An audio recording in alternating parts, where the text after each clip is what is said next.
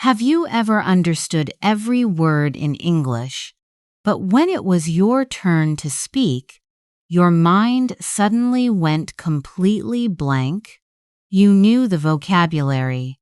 You understood the question. You may even have formed a perfect answer in your head, but by the time you were ready, the conversation had already moved on. That moment can feel deeply frustrating, especially when you know your English is much better than your speaking seems to show.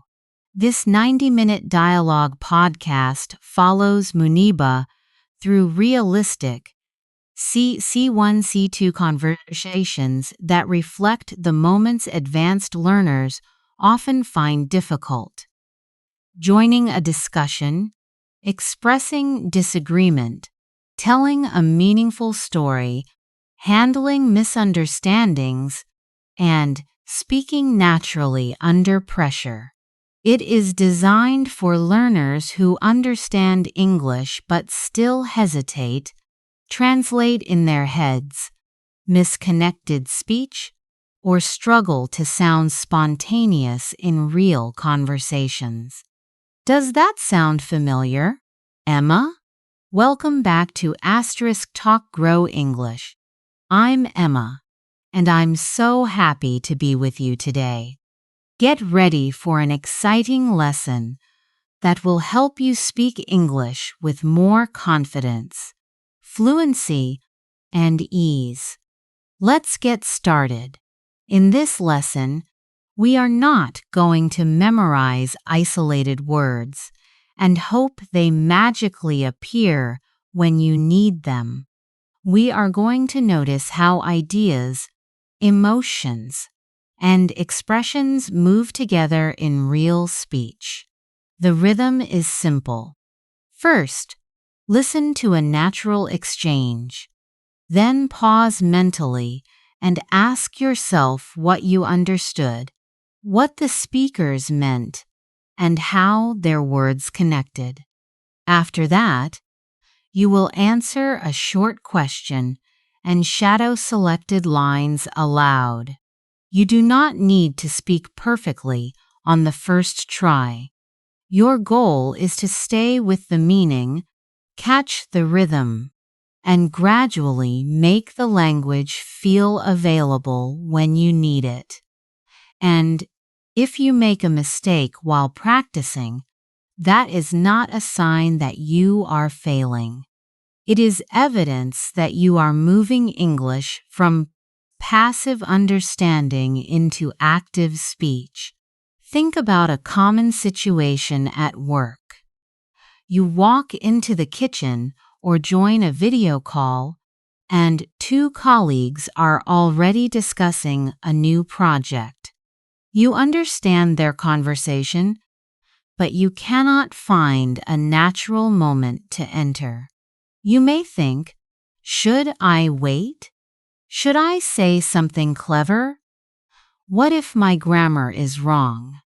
While you are asking yourself all those questions, the opportunity disappears. So what could you say instead? You might begin with, I couldn't help overhearing that. Are you talking about the client meeting? Or, more casually, that sounds interesting. What have you decided so far? Notice that these sentences do not try to impress anyone. They simply show interest and create space for you to join.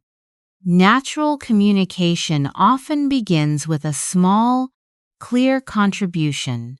Now listen for the hidden skill here. You are not waiting for a perfect sentence. You are responding to the conversation that is already happening. In a moment, we will step directly into that situation and listen to colleagues discussing a difficult decision. As you listen, pay attention to how one speaker enters the conversation how another asks for clarification, and how both keep the exchange moving naturally. Before we hear the full exchange, imagine you are the third colleague on a call. You have an opinion, but nobody has invited you to speak yet. What happens inside you? Perhaps your shoulders tighten, your breathing changes, and you silently edit every sentence before it leaves your mouth. That reaction is completely understandable. But joining a conversation is not a performance. It is simply connecting your thought to what someone has just said. Listen, we could delay the launch, but the client may not be happy. True, although launching too early could create even bigger problems. Now you want to contribute, which sounds more natural. I have an excellent idea. Or, could I add something here? The second opening probably feels easier, doesn't it? Could I add something here? Is polite, confident, and flexible. It gives you a natural doorway into the discussion. You can continue. Could I add something here? I think we need a little more time to test the final version. Notice the pattern. First, signal that you want to enter. Next, state your opinion. Finally, give a brief reason. This structure helps you speak before your mind starts searching for perfect English. Listen once. Could I add something here? I think we need a little more time. Now shadow me. Match the rhythm instead of reading every word separately. Could I add something here? One more time. Smoothly, could I add something here? In connected speech, could I may sound closer to could I. Do not force it. Let the final sound of could move gently into I. Now complete the second part. I think we need a little more time. Good. Put both parts together. Could I add something here? I think we need a little more time. And if you make a small mistake, does the meaning disappear? No. Your listener can still understand your intention, and the conversation can still move forward. Fluency grows when you keep communicating, not when every sentence is perfect. Let me ask you a real question. If your colleagues were discussing a deadline, what opinion would you add? Answer aloud now. Even if your sentence is not perfect, you might say, from my perspective, the deadline feels a bit unrealistic. Or, I see your point, but I'm slightly concerned about the timeline. That phrase, I see your point, but, is powerful because it lets you disagree without sounding dismissive. You acknowledge the other person before offering a different view. Compare these two sentences. You're wrong. We need more time. Now listen to, I see your point, but I think we may need more time. Can you feel the difference? The second version protects the relationship while expressing a clear opinion. In advanced conversation, especially at work, how you disagree can matter as much as what you say. So keep this thought with you. You do not need a perfect opening. You need a useful bridge into the conversation. Now that we have named the blank mind problem, Let's move into the first practical moment, joining a conversation that is already in progress. Picture this. Two colleagues are already discussing a project, and you have an idea that could genuinely help. You want to speak, but you are waiting for the perfect gap. 5 seconds pass, then 10. Just as you prepare to speak, someone changes the subject, and your useful idea disappears with the moment. Does that feel familiar? Joining naturally is not about waiting for complete silence. It is about noticing a small pause and entering with a phrase that respects the flow. Imagine your colleagues are discussing a launch date. One says, "Friday gives us more time," and another replies, "Yes, but the design may not be ready." At the next brief pause, you say, "Can I jump in here? I think we could launch the basic version on Friday and add the final design next week." "Can I jump in here?" sounds confident, but it also asks for space.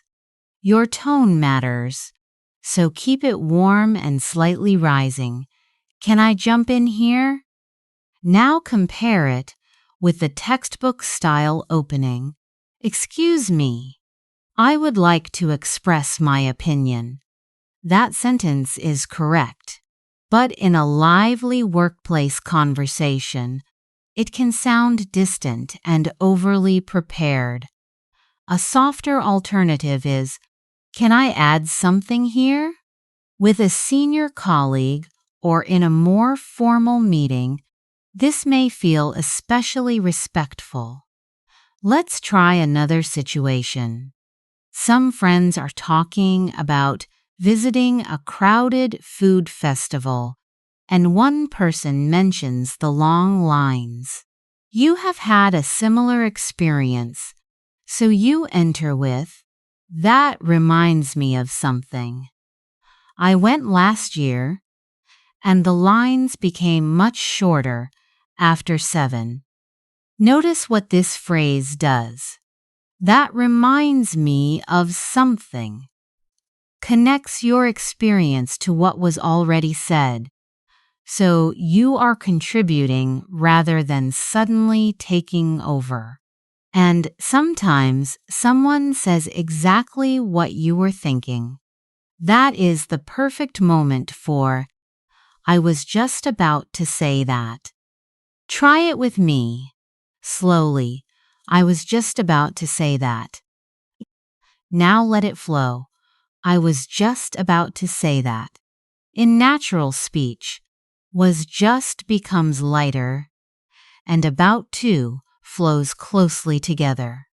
Do not force every word to sound separate. Listen once more at conversational speed. "I was just about to say that." Now you. Good. One more time, with the feeling that someone has pleasantly surprised you by sharing your exact thought. "I was just about to say that." But what if you do not agree? You can still enter without creating tension. "I have a slightly different take on it." That is much softer than saying, "No, that is wrong." It signals a different perspective without treating the other person like an opponent. Timing is the quiet skill behind all these phrases. Do not speak over the middle of someone's sentence unless the situation is urgent. Listen for a finished thought, a breath, or a moment when the speaker looks around. So, which opening would you choose in a friendly group chat? "Can I jump in here?" Or, "I have a slightly different take on it." Both can work, but your purpose decides Which one feels natural? Both can work, but your purpose decides which one feels natural. If the group is discussing a project and you have a useful point, try, "Can I jump in here?" It is direct, but still respectful. In a friendly conversation about weekend plans, a softer opening may sound better. "That reminds me of something." For example, "That reminds me of something. Did I tell you about the little market I found last weekend?" Notice the difference. "I want to say something" is correct, but it can sound slightly formal or abrupt. "That reminds me of something" connects your idea to the conversation, so people feel that you are joining, not taking over. Now imagine a formal meeting with a senior colleague. Would you say, "Hey, let me interrupt"? Probably not. A more natural choice is, "Can I jump in here?" Keep your voice calm and let the question sound like a request, not a demand. In a discussion with a new acquaintance, you might say, "I was just about to say that," especially when you genuinely share the same opinion. It creates an immediate feeling of connection. And if your opinion is different, use, "I have a slightly different take on it." The word "slightly" matters. It makes your disagreement feel open and thoughtful rather than aggressive. Let's test your instinct. Your friends are talking about a concert they all enjoyed, and you want to share a similar experience. Which phrase fits best? "Can I jump in here?" Or, "That reminds me of something"? The second one usually feels warmer because your story is connected to theirs. Say it with me. "That reminds me of something." Now your team is discussing a deadline, and you have an important suggestion. Try, "Can I jump in here?" Good. Keep "jump in" connected, almost like one smooth piece. "Can I jump in here?" Do not pronounce every word with equal force. In natural speech, "can I" becomes lighter, and "here" carries the main focus. Listen, "Can I jump in here?" Now say it naturally, without rushing. One more situation. A colleague makes the exact point you were preparing to make. Your response is, "I was just about to say that." Let the words link gently. "I was just about to say that." Try it slowly first. "I was just about to say that." Now at a natural speed. "I was just about to say that." Excellent. The goal is not speed. The goal is ease. Before we move on, remember the quiet rule. Enter after a complete thought, not halfway through someone's important sentence. A small pause can be an invitation. If you wait too long, though, the topic may already have moved on. So listen for the moment. Hear the idea. Choose your purpose. And use a phrase that gently opens the door. Once you can enter the conversation, the next challenge is staying in it without sounding repetitive or running out of things to say. Once you know how to enter a conversation, the next step is learning how to keep it alive. Imagine your friend tells you, "I've just started a new job in another city." You could say, "Really?" But then the conversation may stop there. Try something more responsive. "Oh, That's a big change. How did that come about? Notice what happened. You reacted to the meaning first, and then you asked a question that invited a real story. Well, to be honest, I wasn't planning to move. My company offered me the position, and I had about a week to decide. A week? No way. That must have been a lot to take in. What was that like for you? This response shows surprise and empathy. You are not just collecting information. You are responding to the person's experience. I was excited, but I was also scared. I'd never lived alone before. You might say, I can see why you felt that way. What happened after that? This question follows the timeline, but it also connects with the emotion behind the story. I called my sister, and she told me to stop trying to make the perfect decision. She said I only needed to make the next reasonable one. That makes sense.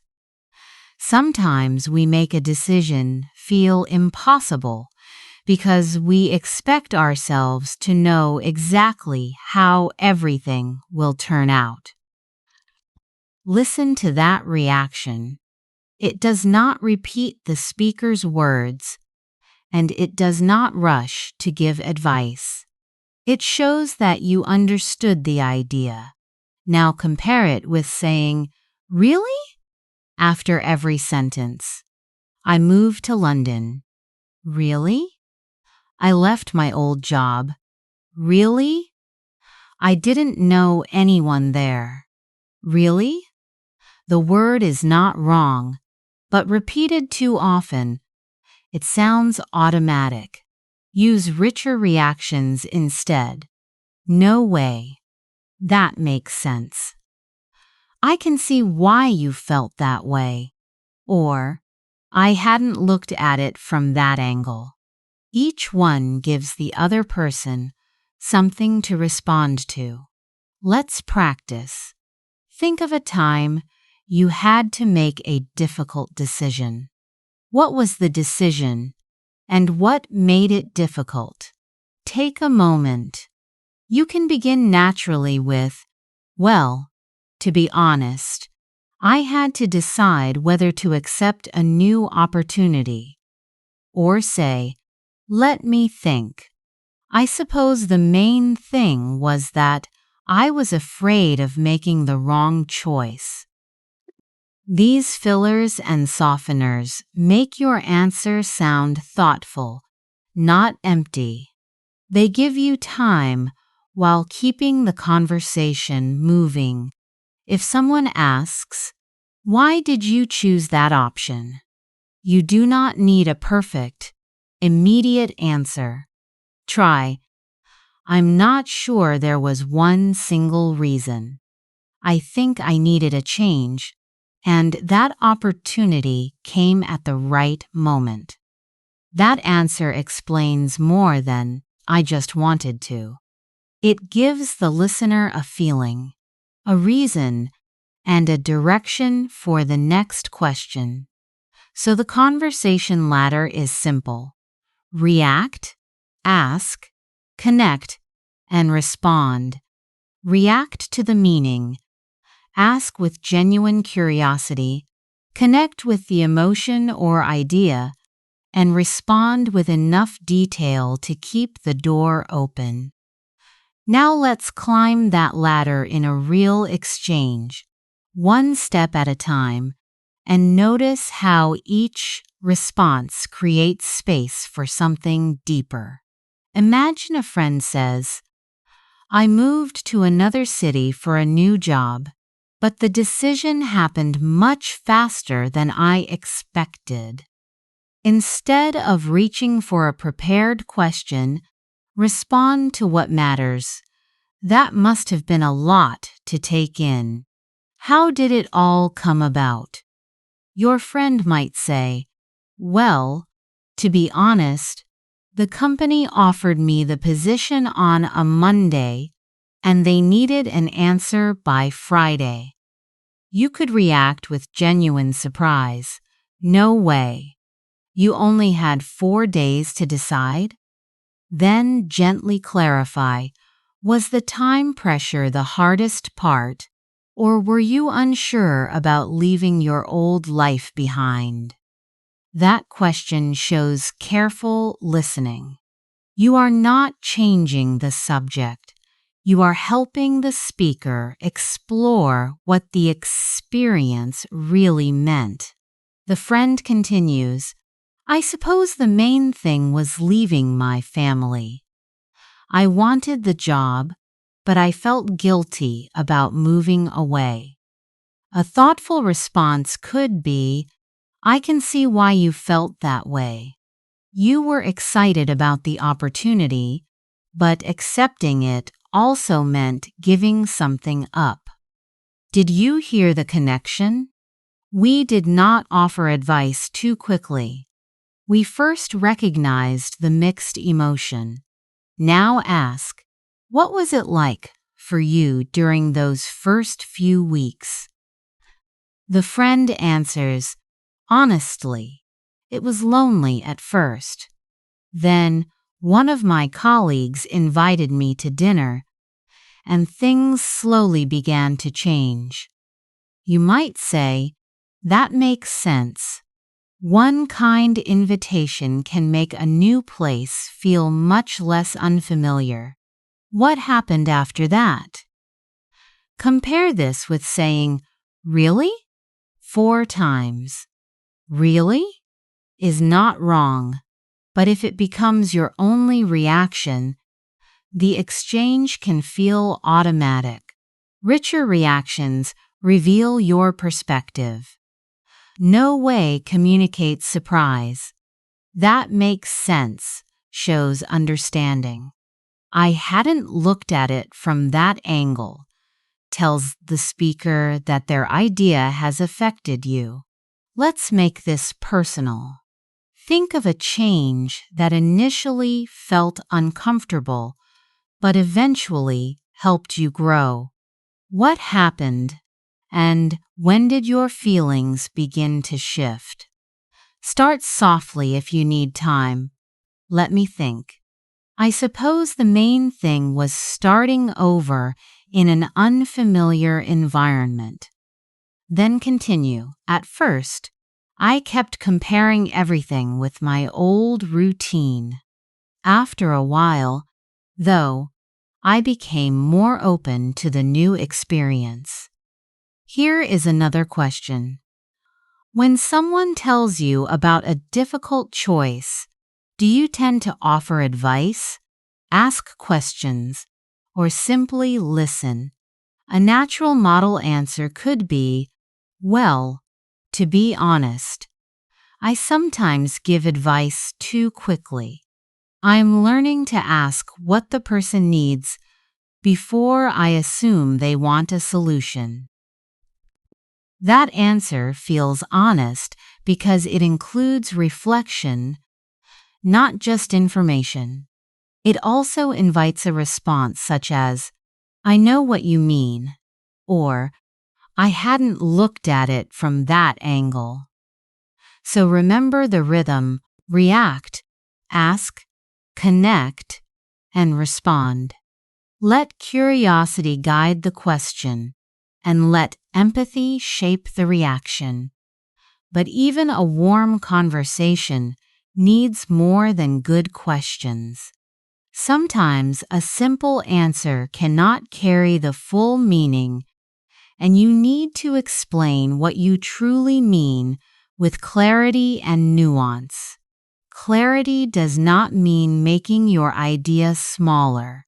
It means giving the listener a clear path through a thought that may be complex. Imagine someone asks, do you think remote work is better than working in an office? You may have several opinions at once, so where should you begin? Start with your position. The way I see it, Remote work can improve people's lives, but it is not the best arrangement for everyone. It is clear, but not too absolute. Then give a reason. The main reason is that people often have more control over their time and energy. That control might mean avoiding a long commute, working with fewer interruptions, or spending more time with family. Now bring the idea to life with an example. A good example would be a parent who can finish work and have dinner with their children instead of spending an hour traveling home. That example makes the argument feel human, doesn't it? Muniba. We are no longer discussing an abstract workplace policy. We can picture an ordinary evening, but an advanced answer also leaves room for nuance. You could add, that said, remote work can feel isolating, especially for people who learn through spontaneous conversations with colleagues. So the structure is simple. Give your opinion, explain the reason, add an example, and then qualify the idea. Each phrase shows the listener where your thought is going. What if the question itself is unclear? If someone asks, "Is technology good for education?" you can say, "It depends on what you mean by good." That is not avoiding the question. It helps you define it. You might continue, "If you mean access to information, then yes. If you mean deeper understanding, technology alone is not enough." And if your sentence becomes tangled halfway through, do not panic or apologize for your English. Simply repair the thought. Say, "Let me put that another way," and begin again with a shorter sentence. You can also say, "I may not be explaining this very well. What I'm trying to say is that technology supports learning, but it cannot replace curiosity or human guidance." Hear how calm that sounds? Even native speakers reshape their ideas while speaking. Repairing a sentence is a communication skill, not evidence of weakness. Now answer this question aloud. Do you think a flexible work schedule improves work-life balance, or can it make the boundary between work and personal life less clear? Take a breath and begin with "the way I see it." Give one main reason. Add a real example, and then use "that said" to show the other side. Here is a model, "the way I see it." Flexibility usually improves work-life balance. The main reason is that people can organize work around important responsibilities. A good example would be attending a medical appointment without losing an entire workday. That said, flexibility only helps when people feel able to stop working. Now let's shadow a shorter version. Flexibility can improve our lives. The main reason is that it gives us more control. That said, without clear boundaries, work can follow us everywhere. Say it once more, with a small pause after each signpost. Your pauses are not empty. They give the listener time to follow the shape of your idea. Clear pauses help listeners follow your reasoning. They also prepare you for a harder skill, disagreeing without making someone feel dismissed. Imagine a colleague says, "Remote work is the future." so offices are unnecessary. If you reply, "That's wrong," the conversation may close before it begins. Try this instead. "I see why you feel that way. That said, I'm not sure offices are completely unnecessary. Some people work best remotely, while others benefit from being around their team." Can you hear the difference? You recognize the other view, introduce a contrast, and explain your position. You challenge the idea without attacking the person. Here is another example. Online education is always better than classroom learning. How might you respond? You could say, "I understand the appeal of online education. That said, it depends on what we mean by better. Online classes offer flexibility, but classrooms can provide immediate support and stronger social connection." That sounds balanced because the conclusion is qualified. You are not claiming one method works for everyone. You are showing that context matters. And if your explanation feels unclear, don't panic. Say, "I may not be explaining this very well. Let me put it another way." Then simplify. Technology can make education more accessible, but it cannot replace every kind of human support. Convenience matters, but guidance matters too. Now let's practice. Should companies encourage employees to disconnect completely after work? Give yourself 30 seconds. Begin with "the way I see it." Add one reason and a real-life example. Then use "that said" to introduce a limitation. Here is a natural model. The way I see it, companies should encourage employees to disconnect after work. Constant availability can cause exhaustion. Someone who checks messages during dinner may never feel fully present with family. That said, urgent roles need flexibility, so the policy should be clear rather than absolute. Notice the movement, opinion, reason, example, and qualification. It is organized, but it does not sound memorized. Now shadow this shorter version. "I support clear boundaries after work. The main reason is that people need time to recover." A good example would be protecting dinner time from unnecessary messages. That said, urgent situations may require some flexibility. Say it once more, letting your voice flow gently through the contrast. "I support clear boundaries after work. The main reason is that people need time to recover.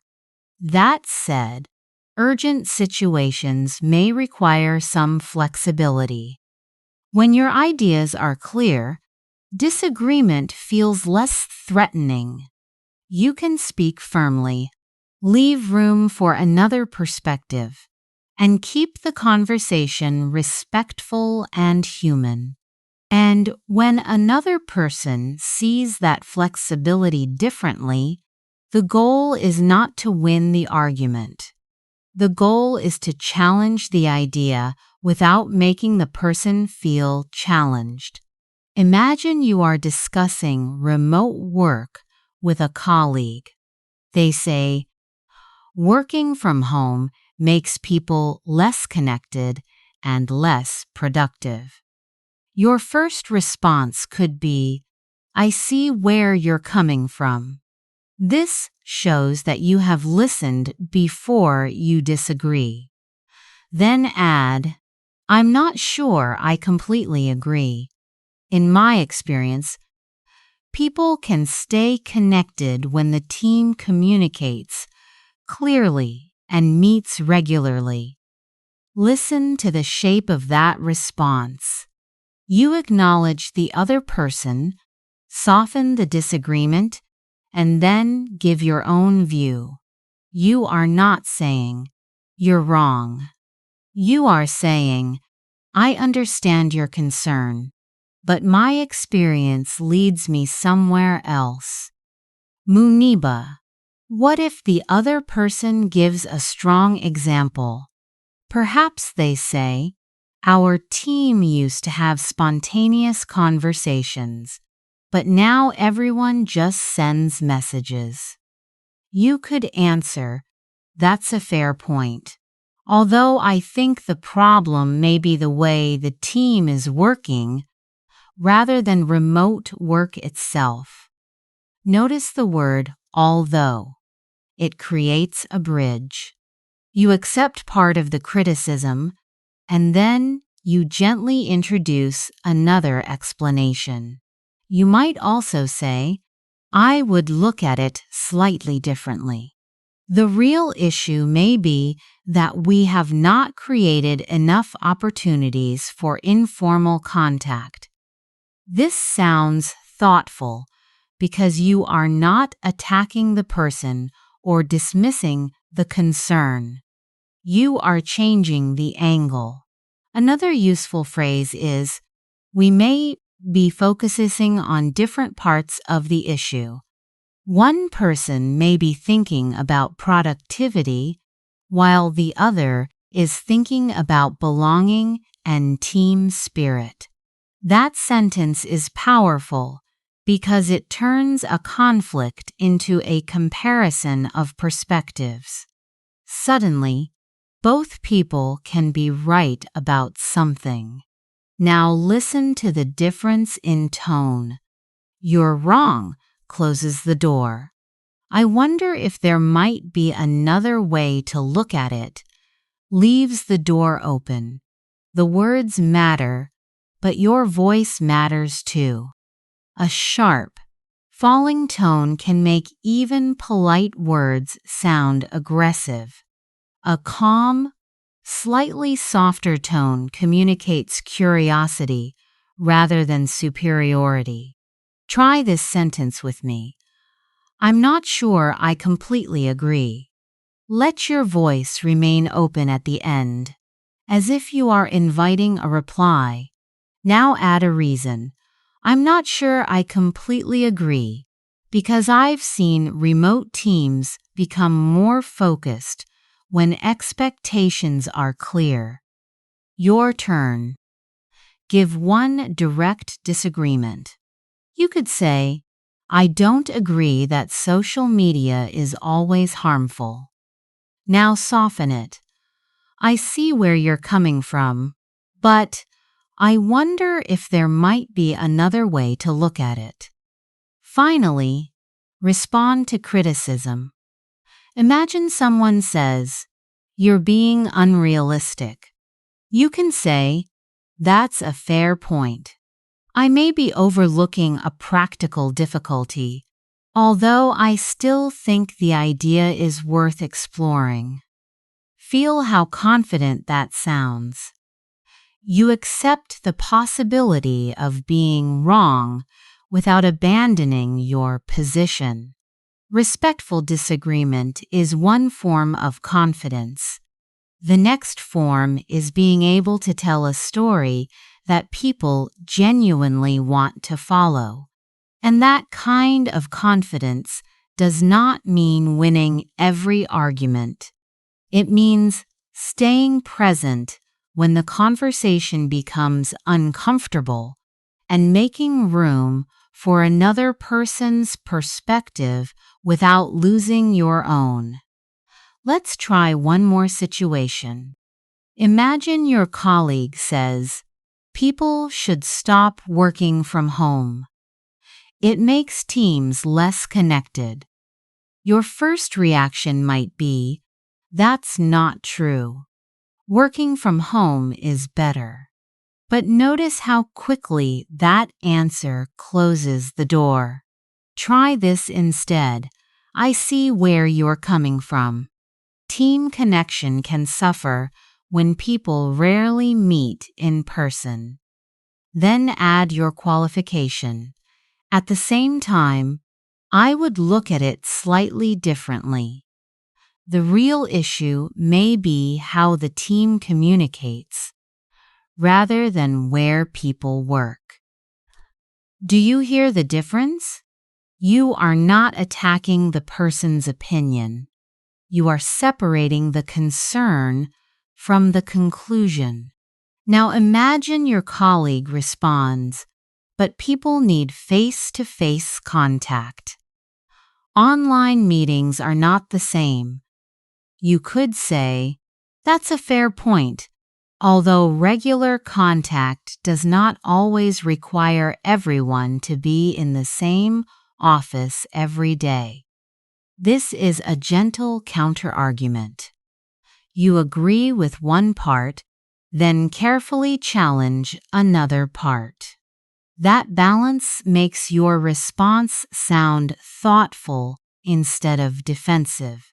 You might even say, "We may be focusing on different parts of the issue."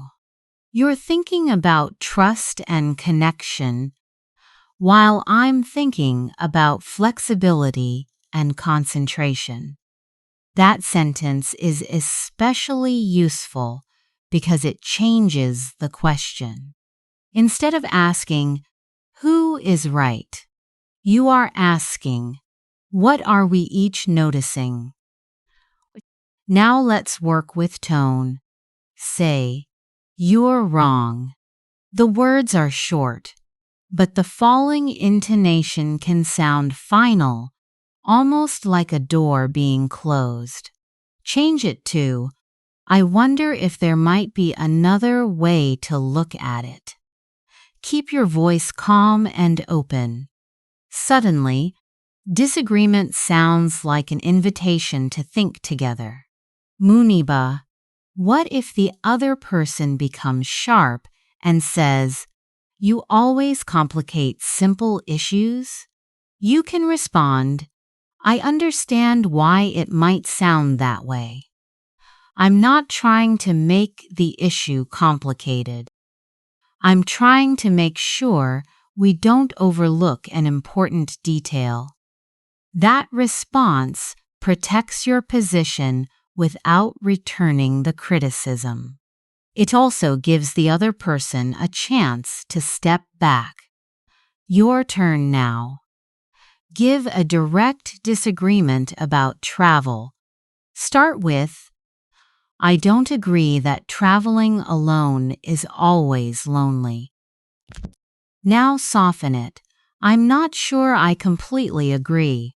Traveling alone can feel difficult, although it can also create unexpected opportunities to meet people."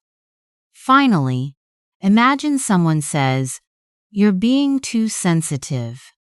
Answer with warmth, "I see why you might think that, but I'm trying to explain how the comment affected me."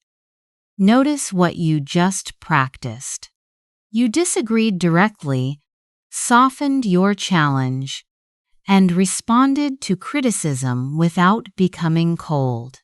The more comfortable you become with these small moments, the more naturally you can handle serious conversations at work, with friends, or at home.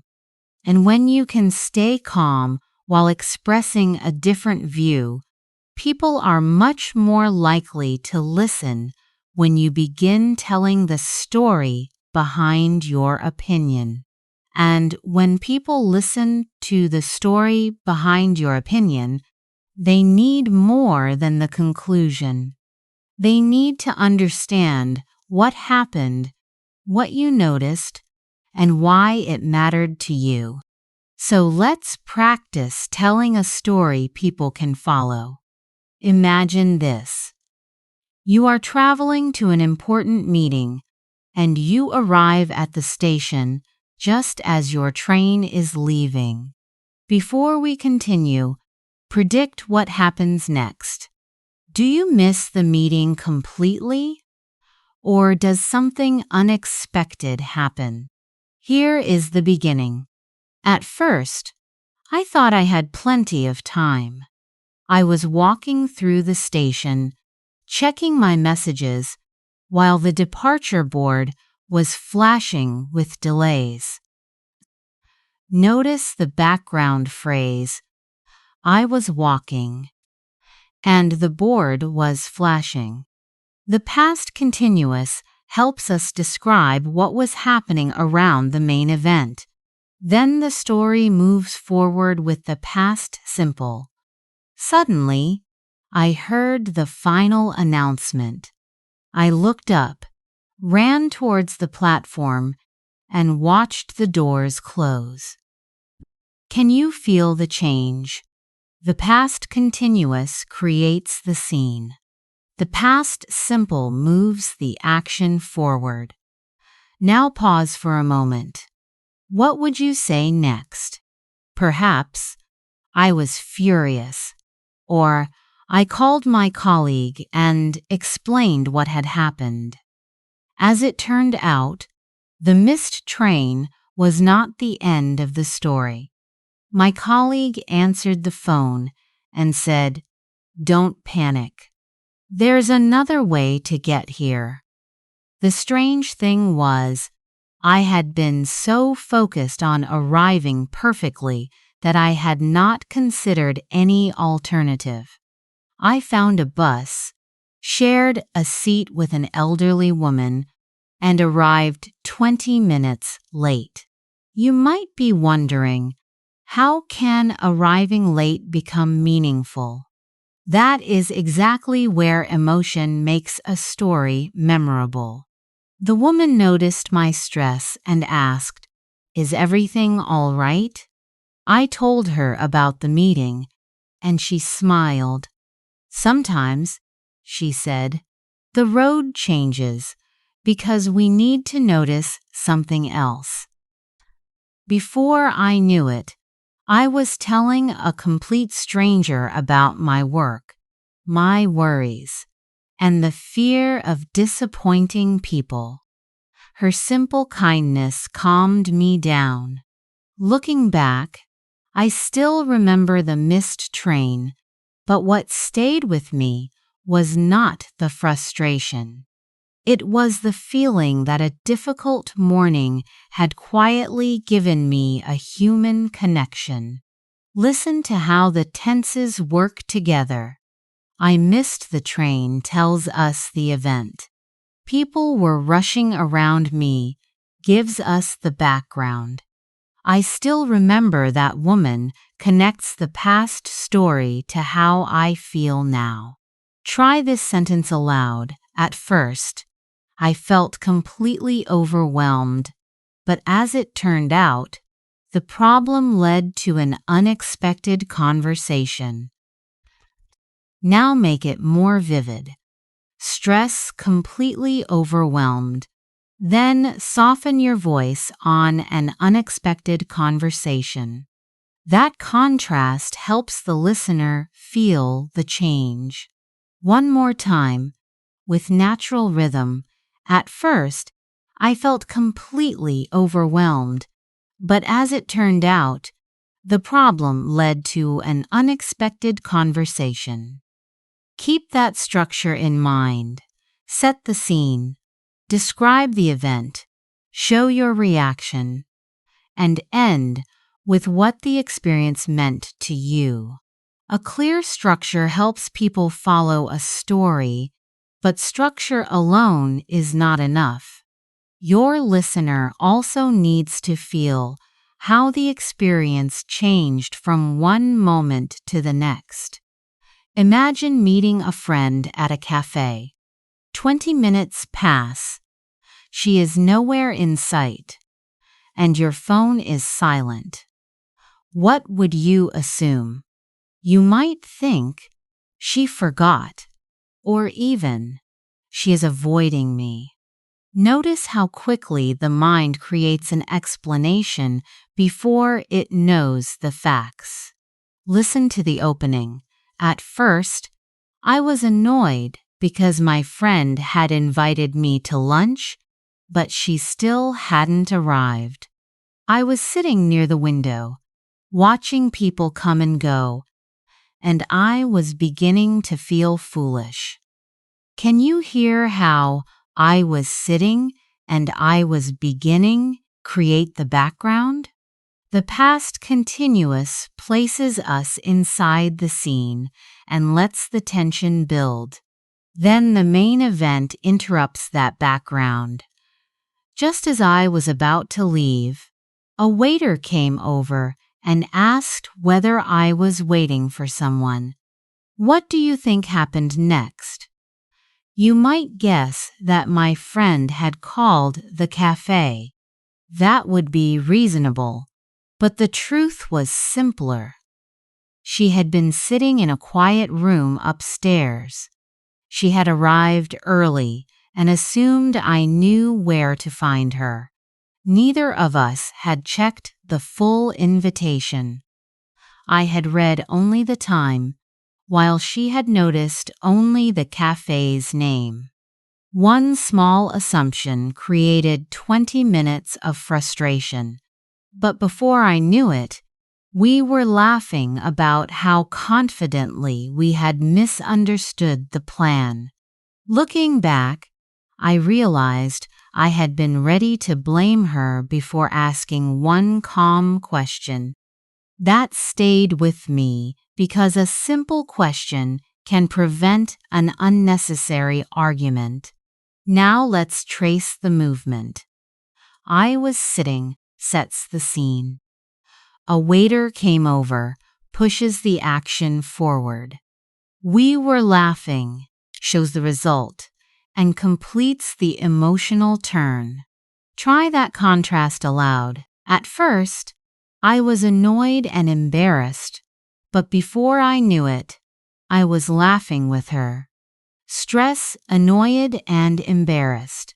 Then let your voice become lighter on laughing with her. Your rhythm should communicate the change. Shadow me once more. Naturally, at first, I was annoyed and embarrassed, but before I knew it, I was laughing with her. Now tell your own short story. Have you ever misunderstood someone 'cause you made an assumption too quickly? Begin with at first, explain what happened in order, and end with looking back. It does not need to be dramatic. A late reply, a confusing text, or a missed appointment is enough. The important thing is that your listener can follow the sequence and feel the shift. That shift is the heart of a memorable story. Uncertainty leads to an event, and the event leads to clearer understanding. Since emotion makes that journey meaningful, let's move next to the language of feelings that advanced learners often recognize but still hesitate to express. When emotions shift, happy or sad can feel too vague. Precise language helps people understand not only what happened, but what the experience felt like for you. Imagine waiting for important test results. Your phone rings earlier than expected, and the news is good. You could say, "It caught me off guard, but I was relieved." The call surprised you before you could prepare, while your worry faded because the result was better than you feared. Listen to the emotional movement. The call caught me off guard. For a second, I felt uneasy, but then I felt a weight lift off my shoulders. Can you picture it? The pressure disappears, your body relaxes, and you can breathe normally again. Now shadow these pieces. The call caught me off guard. For a second, I felt uneasy. Then I felt a weight lift off my shoulders. Uneasy is quieter than nervous or anxious. You may feel nervous before an interview, while anxiety can be stronger or less clearly connected to one cause. Uneasy means something does not feel quite right. Everyone was friendly, but I still felt uneasy about the situation. What if a moment brings more than one emotion? Say, I had mixed feelings. For example, I was excited about the promotion, but I had mixed feelings about leaving my team. That sounds honest, because real life rarely gives us one emotion at a time. Pride can sit beside sadness, and relief can exist with uncertainty. Work creates similar complexity. If urgent requests arrive while you are already behind, you might say, I felt overwhelmed, and I was trying not to overthink it. Overwhelmed means the demands feel too great to manage. Overthinking means examining every possibility until a small choice becomes exhausting. If someone says, it's not a big deal, you could reply, I know, but it really got to me. This means the experience affected you deeply or stayed with you. Instead of rushing to fix everything, respond with empathy. That sounds really difficult. Or, I can imagine how frustrating that was. Frustrated describes blocked effort. I kept fixing the same error, and I was frustrated. Disappointed focuses on an unwanted outcome. I worked hard, but the proposal was rejected. Discouraged goes further when disappointment begins to weaken your motivation. After the third rejection, I wondered whether I should continue. Empathy can still leave room for hope. I can imagine how frustrating that was. I'm glad it worked out in the end. Now think of a recent experience. Name one precise feeling, explain its cause, and describe how it changed. At first, I felt anxious about speaking to my team. After the first minute, I felt a weight lift off my shoulders. A small emotional truth, expressed precisely, can make your English sound natural and prepare us to explore how feelings shape real conversations. And when you can name that emotional change, you can also explain it without blaming anyone. That matters, especially when a misunderstanding begins with something small. Imagine a colleague sends you a short message. We need to talk about your report. You read it late at night, and suddenly your mind starts filling in the blanks. You might say, I felt uneasy because I wasn't sure what the message meant. Notice the difference between uneasy and anxious. Uneasy suggests discomfort or uncertainty, while anxious often carries stronger worry about what might happen. Now imagine you arrive at work and your colleague says, I thought you had ignored my feedback. You could feel defensive, but a natural response would be, I'm sorry it came across that way. I wasn't ignoring you.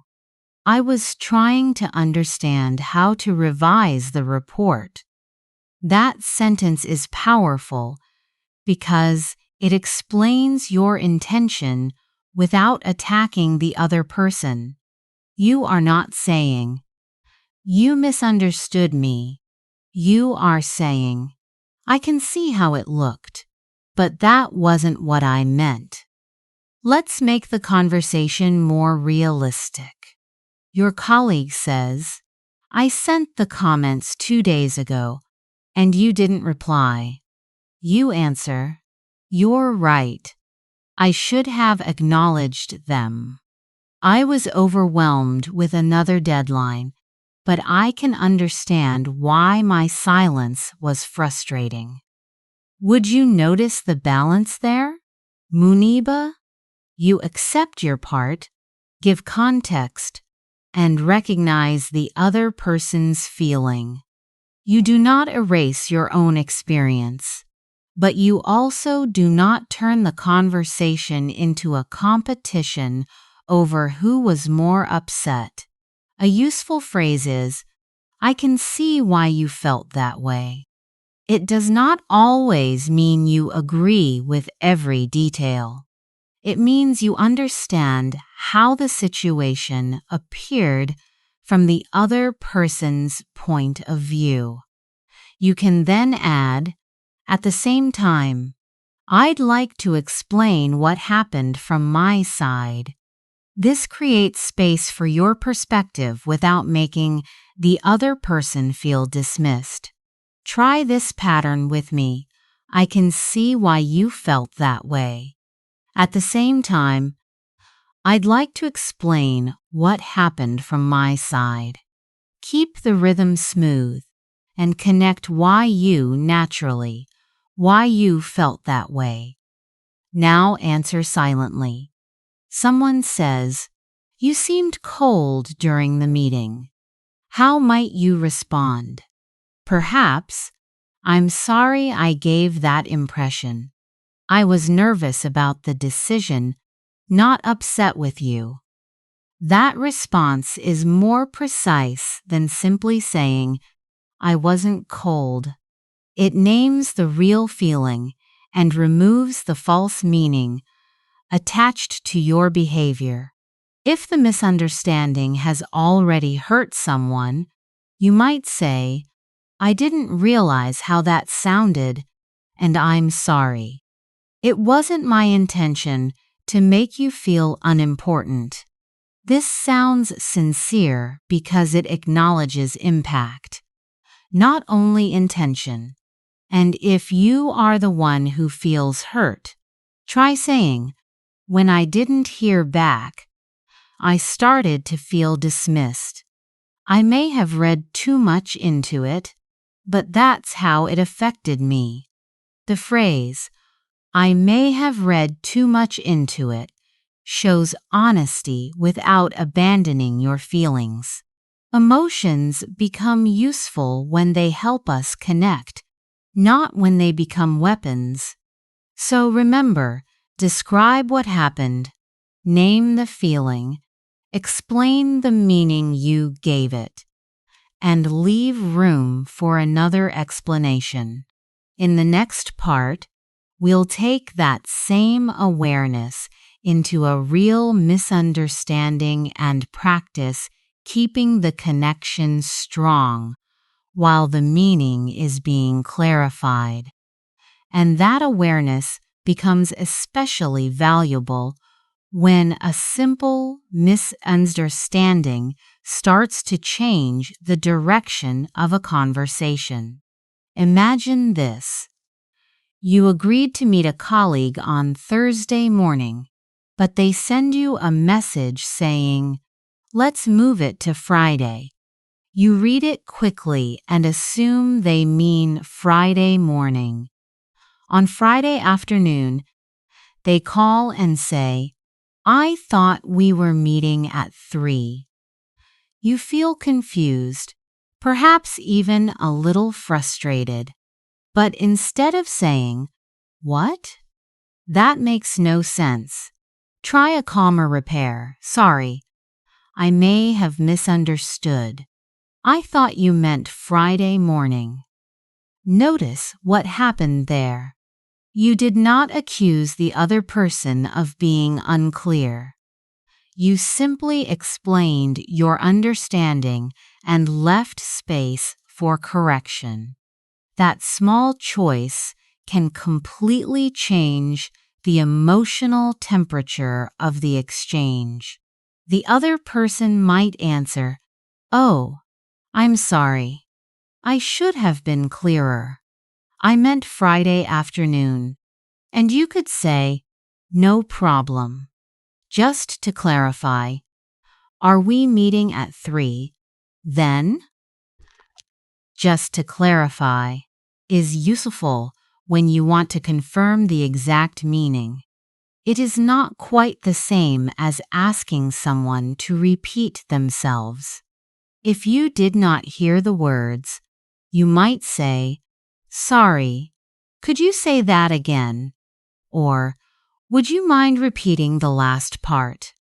If you heard the words but do not understand the idea, ask, "Could you explain what you mean?" Or when you say later, "What time do you have in mind?" And if you understood the sentence but want to check your interpretation, say, "So, if I understand you correctly, you'd prefer to postpone the meeting. Is that right?" That distinction matters, doesn't it? You are not always asking, "What did you say?" Sometimes you are asking, "What does that mean?" And sometimes you are asking, "Did I understand your intention correctly?" Let's try another situation. A manager says, "The presentation needs more work." The employee hears it as harsh criticism and replies, "So you think it's bad?" The manager could repair the moment by saying, "That's not quite what I meant. I think the main idea is strong, but the structure could be clearer." Then the employee might respond, "Thanks for clarifying. I was worried you meant the whole presentation had failed." That response is honest without becoming defensive. You could also say, "I may have taken that more negatively than you intended." It gives the other person a chance to explain while still naming how the words affected you. And when you notice that both people are working from different assumptions, try, "I think we've crossed wires." It means there has been a misunderstanding, but it sounds cooperative rather than blaming. For example, "I think we've crossed wires. I thought you wanted me to send the draft today, but you were waiting for the revised figures first." Then add a solution. "I'll update the figures now and send everything by 5. That is the complete repair pattern. Acknowledge the confusion, clarify the meaning, and suggest the next step. Now listen once more and shadow the final exchange. "I think we've crossed wires. I thought you wanted the draft today. You're right. I should have been clearer. No worries. I'll revise it and send it by 5. Keep those phrases close because misunderstandings are easier to repair when your listening is active. In the next section, we'll focus on what native speakers leave unsaid between the words. Before we move into deeper listening, let's build one practical habit. Match your repair question to the problem. Not every misunderstanding needs the same response. If you did not hear the words, ask for repetition. Instead of saying "what?" several times, try, "Sorry, could you say that again?" or I didn't quite catch the last part. But suppose you heard every word and still missed the meaning. Repetition will not help much, will it? Ask, what do you mean by keep it flexible? Or could you explain what you mean by that? There is also a third possibility. You think you understood, but you want to check your interpretation. Just to clarify, are you asking me to change the meeting time? So remember the difference. Could you repeat that? Repairs missing sound. Could you explain that? Repairs missing meaning. Do you mean? Checks and interpretation. Let's test this. A colleague says, let's push the meeting back an hour. You are unsure whether that means earlier or later. What could you ask? Try, sorry, just to clarify, do you mean move it from 2 to 3? That sounds calm and specific, and it gives the other person an easy question to answer. Listen to the exchange. Let's push the meeting back an hour. Do you mean 3 o'clock? Yes, exactly. Sorry, I should have included the new time. No problem. I'll update my calendar. Now shadow me, just to clarify. Do you mean 3 o'clock? Again, smoothly, just to clarify. Do you mean 3 o'clock? Good. Now let's add emotion. Someone tells you, your presentation was a little ambitious. That may feel critical, although they might simply mean there was too much material for 20 minutes. Would you defend yourself immediately? A better response is, I may have misunderstood. Are you saying the idea was weak, or that there was too much to cover? The other person can now repair the message. That's not quite what I meant. The idea was strong. I only meant 20 minutes wasn't enough. I'm sorry it came across as critical. You might reply, thanks for explaining. I'll shorten the introduction and focus on the main proposal. Clarification protects the relationship, while a practical next step protects the work. Your turn. Complete this aloud. I may have misunderstood, but did you mean? Think of vague feedback, a delayed plan, or a message that sounded sharper than expected. Here is one final example. Can you send it later? You heard the sentence, and you understand its general meaning. What is missing? One precise detail. Ask, when you say later, do you mean this afternoon or tomorrow? That is active listening. Notice the gap, identify what is missing, and ask a focused question. This precision matters because real conversations depend on tone, implication, and shared assumptions. You now know how to repair what you missed. Next, we'll listen beyond the literal words and explore what speakers leave unsaid. And when you listen beyond the literal words, you also need to listen beyond the careful form of each word.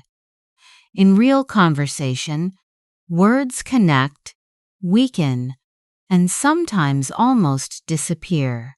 You may know every word in "What do you want to do?" but still miss the sentence when someone says it naturally.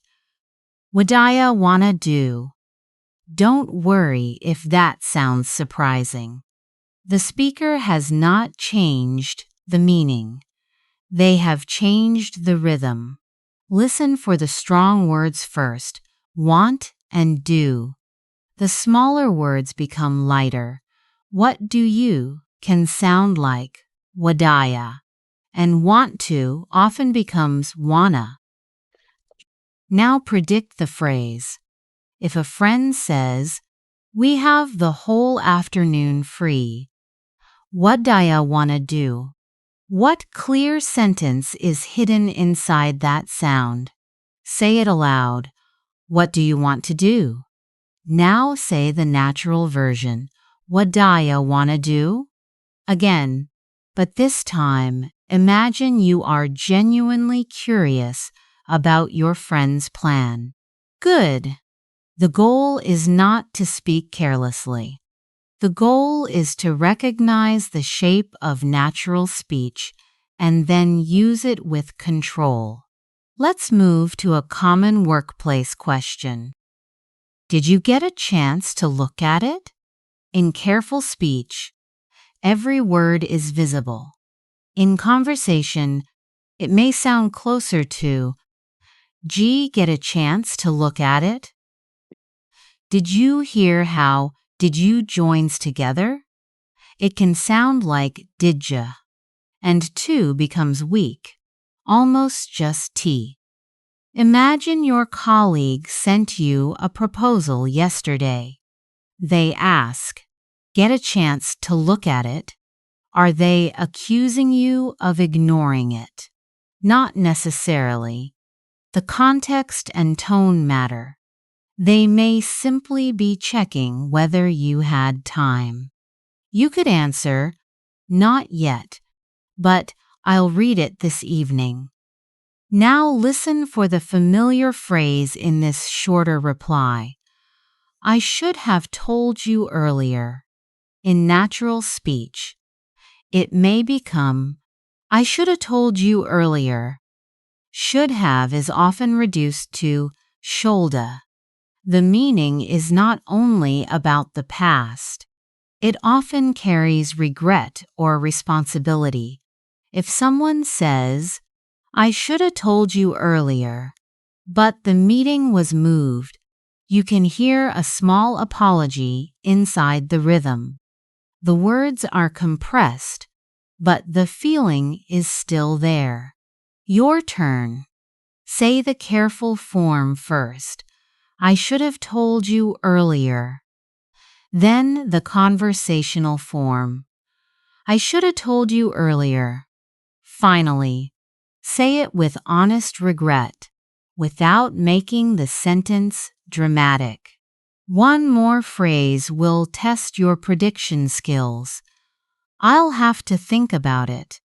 In fast speech, "I'll have to" may sound like "I'll have to." So if someone says, "I'll have to think about it," do they agree immediately? No.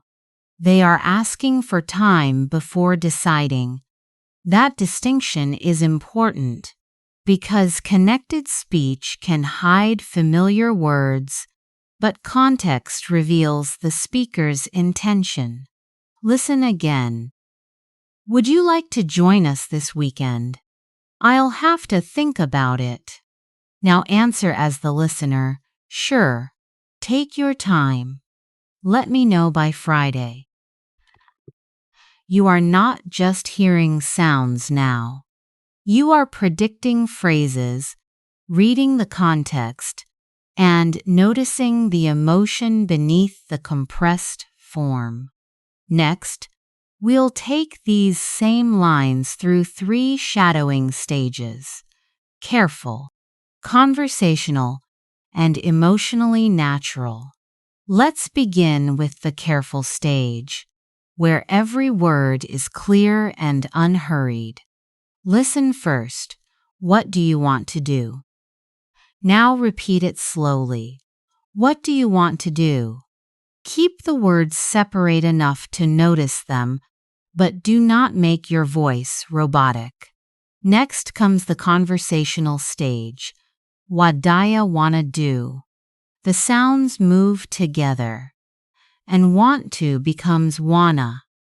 Try it with me. Wadaya wanna do? Again, a little more smoothly. Wadaya wanna do?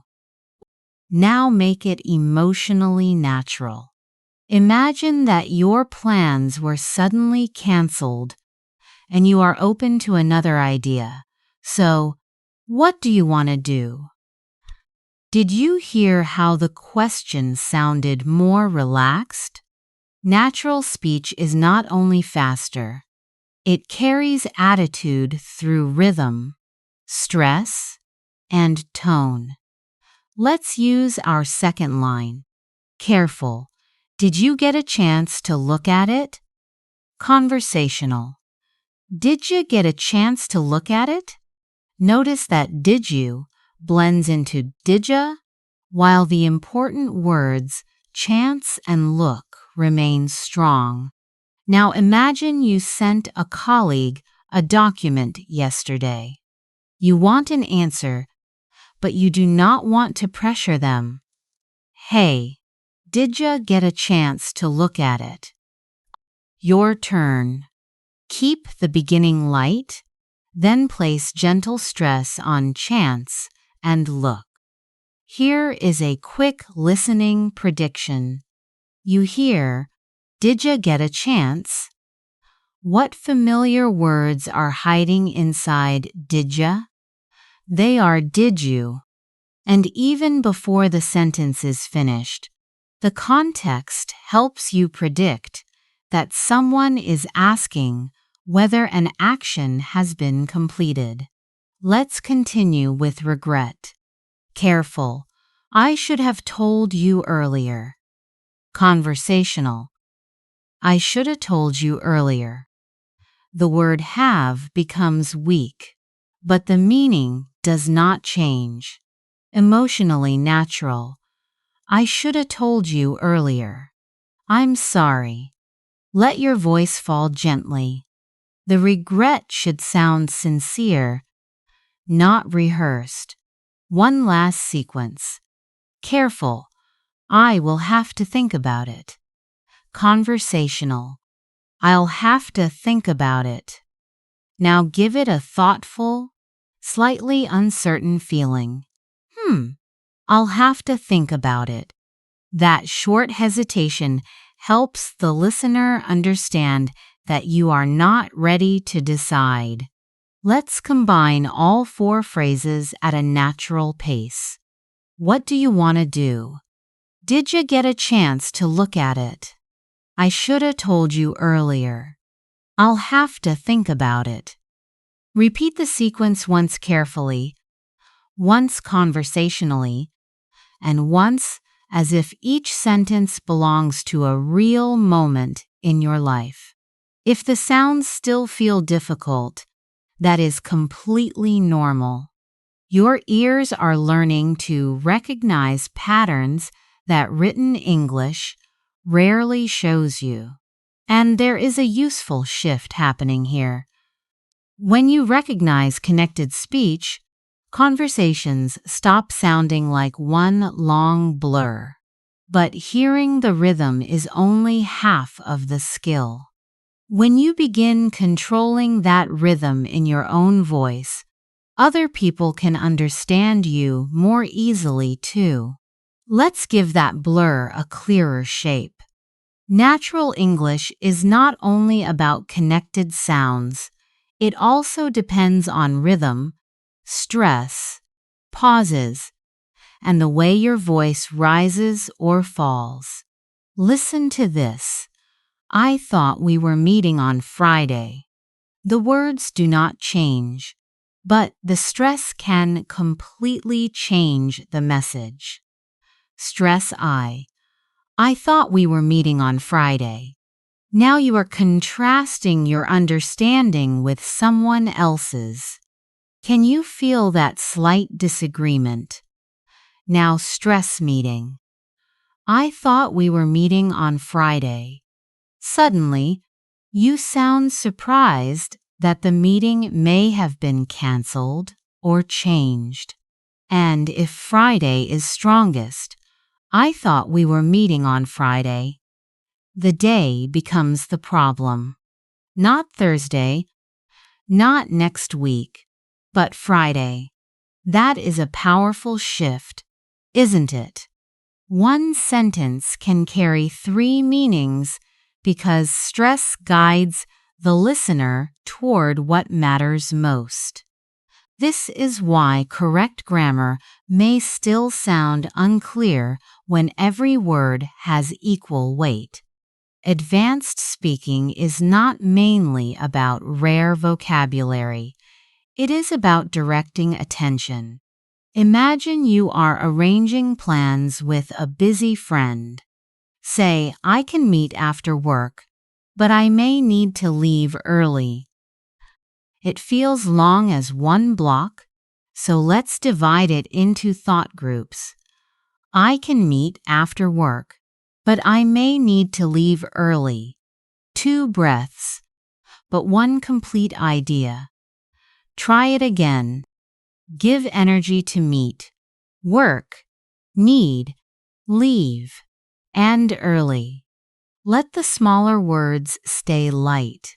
I can meet after work, but I may need to leave early.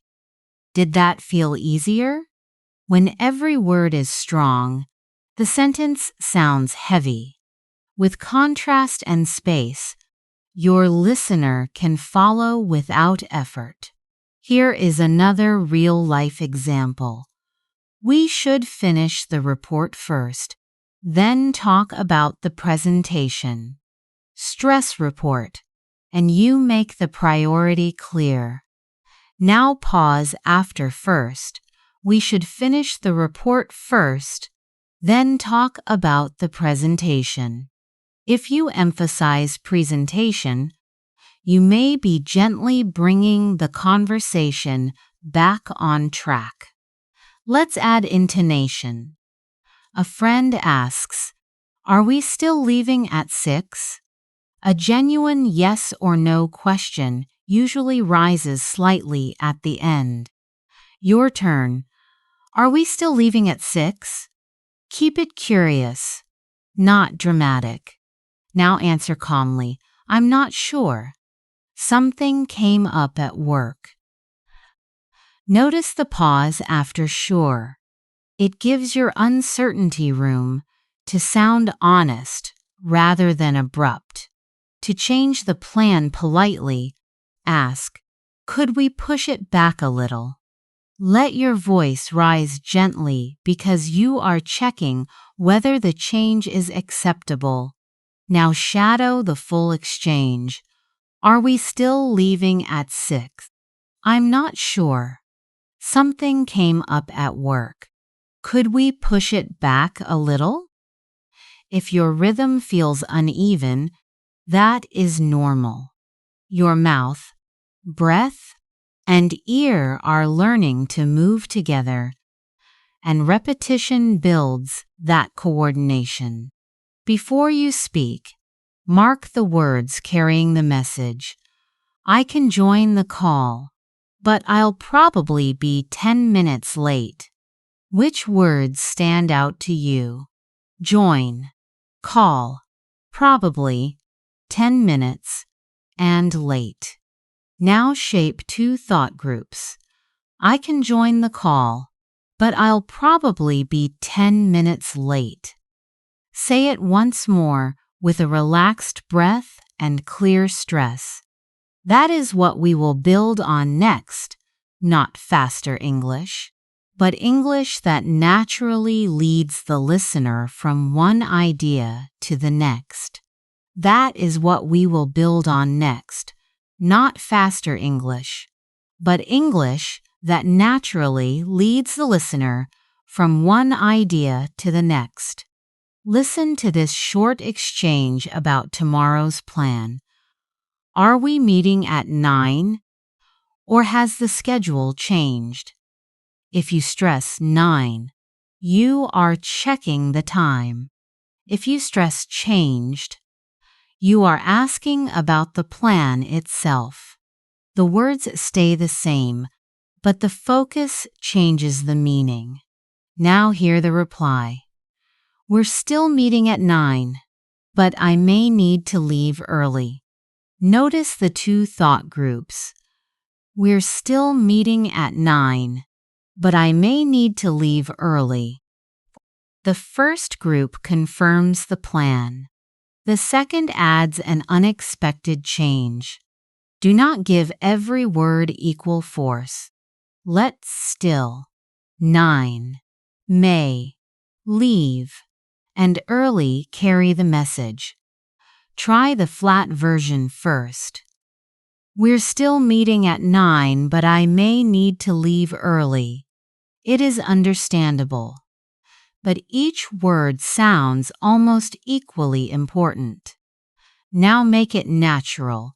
We're still meeting at 9, but I may need to leave early.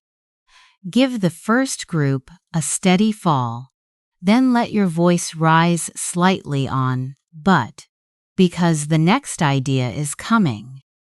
Does that feel more connected, Muniba? It may feel strange at first because natural speech is not a row of separate words. It is a sequence of meaningful pieces carried by breath. Let's practice a polite request. Could you send me the updated file? A genuine question usually rises gently at the end. Could you send me the updated file? Now compare it with a completed statement. I sent you the updated file. The voice falls because the thought is complete. Rising and falling intonation help the listener understand your intention before they process every word. Here is a surprised response. You changed the whole plan? Stress whole if the size of the change surprises you. Then soften the surprise with a calm reply. I had to. The client moved the deadline. Your turn now. Mark the key words in this sentence.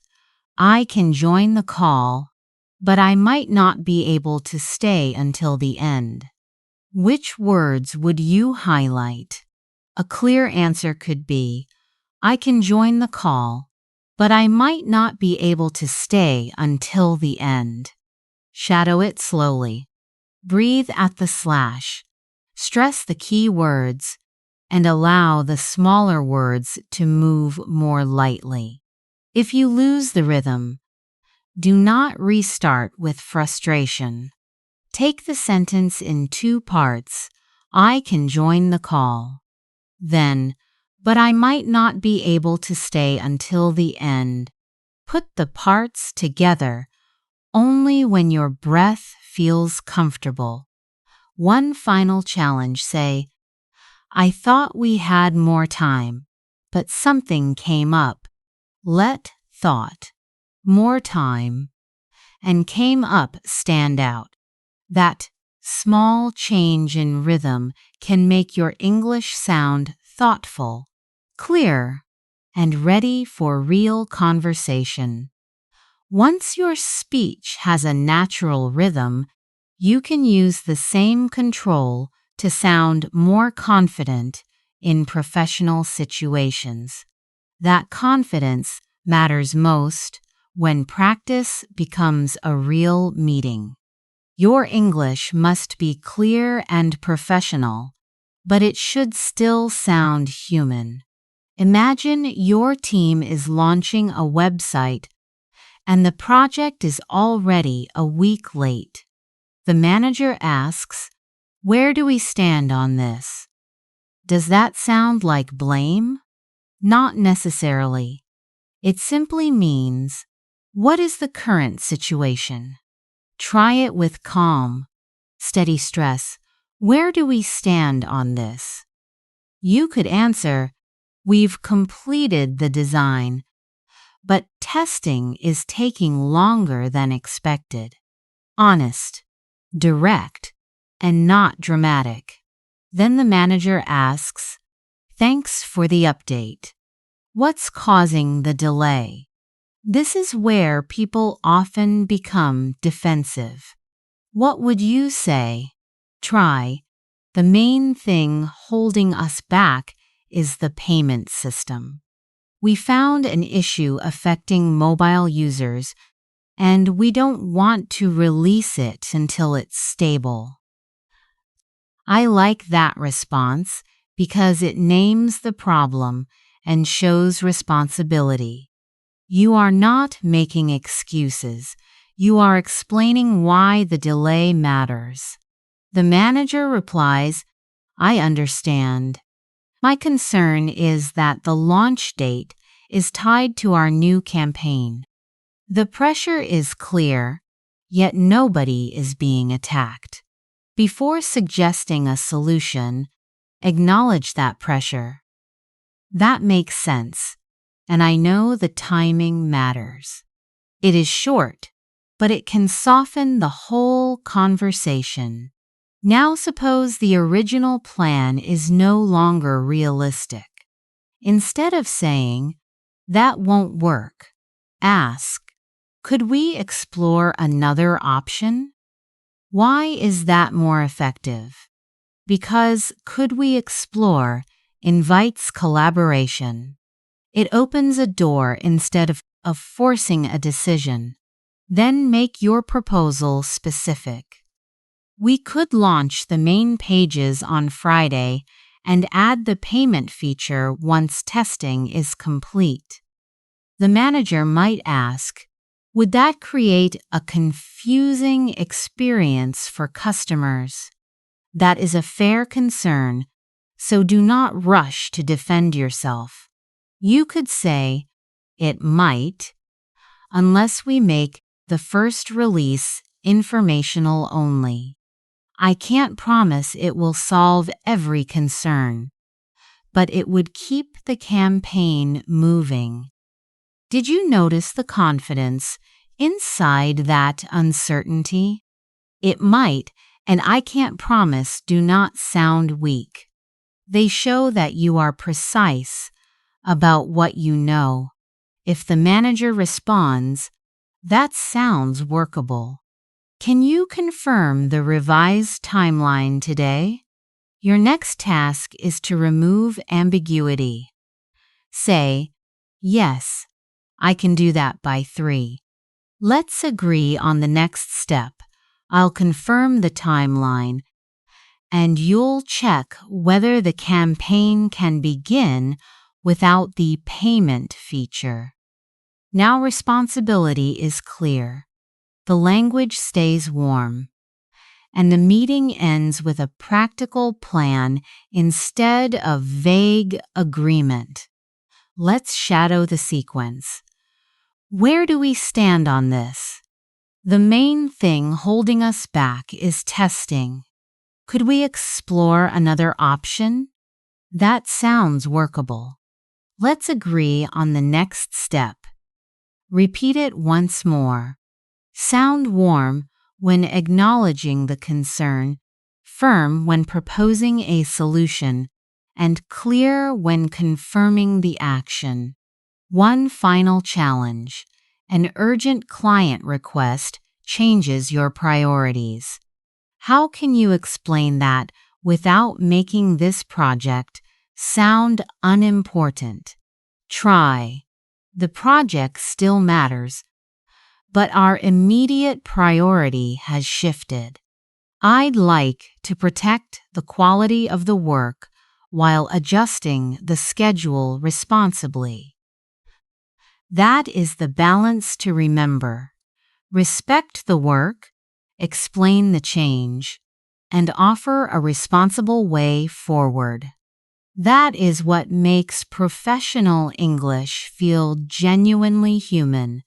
That same human balance matters beyond formal meetings, especially when a networking conversation begins without a script.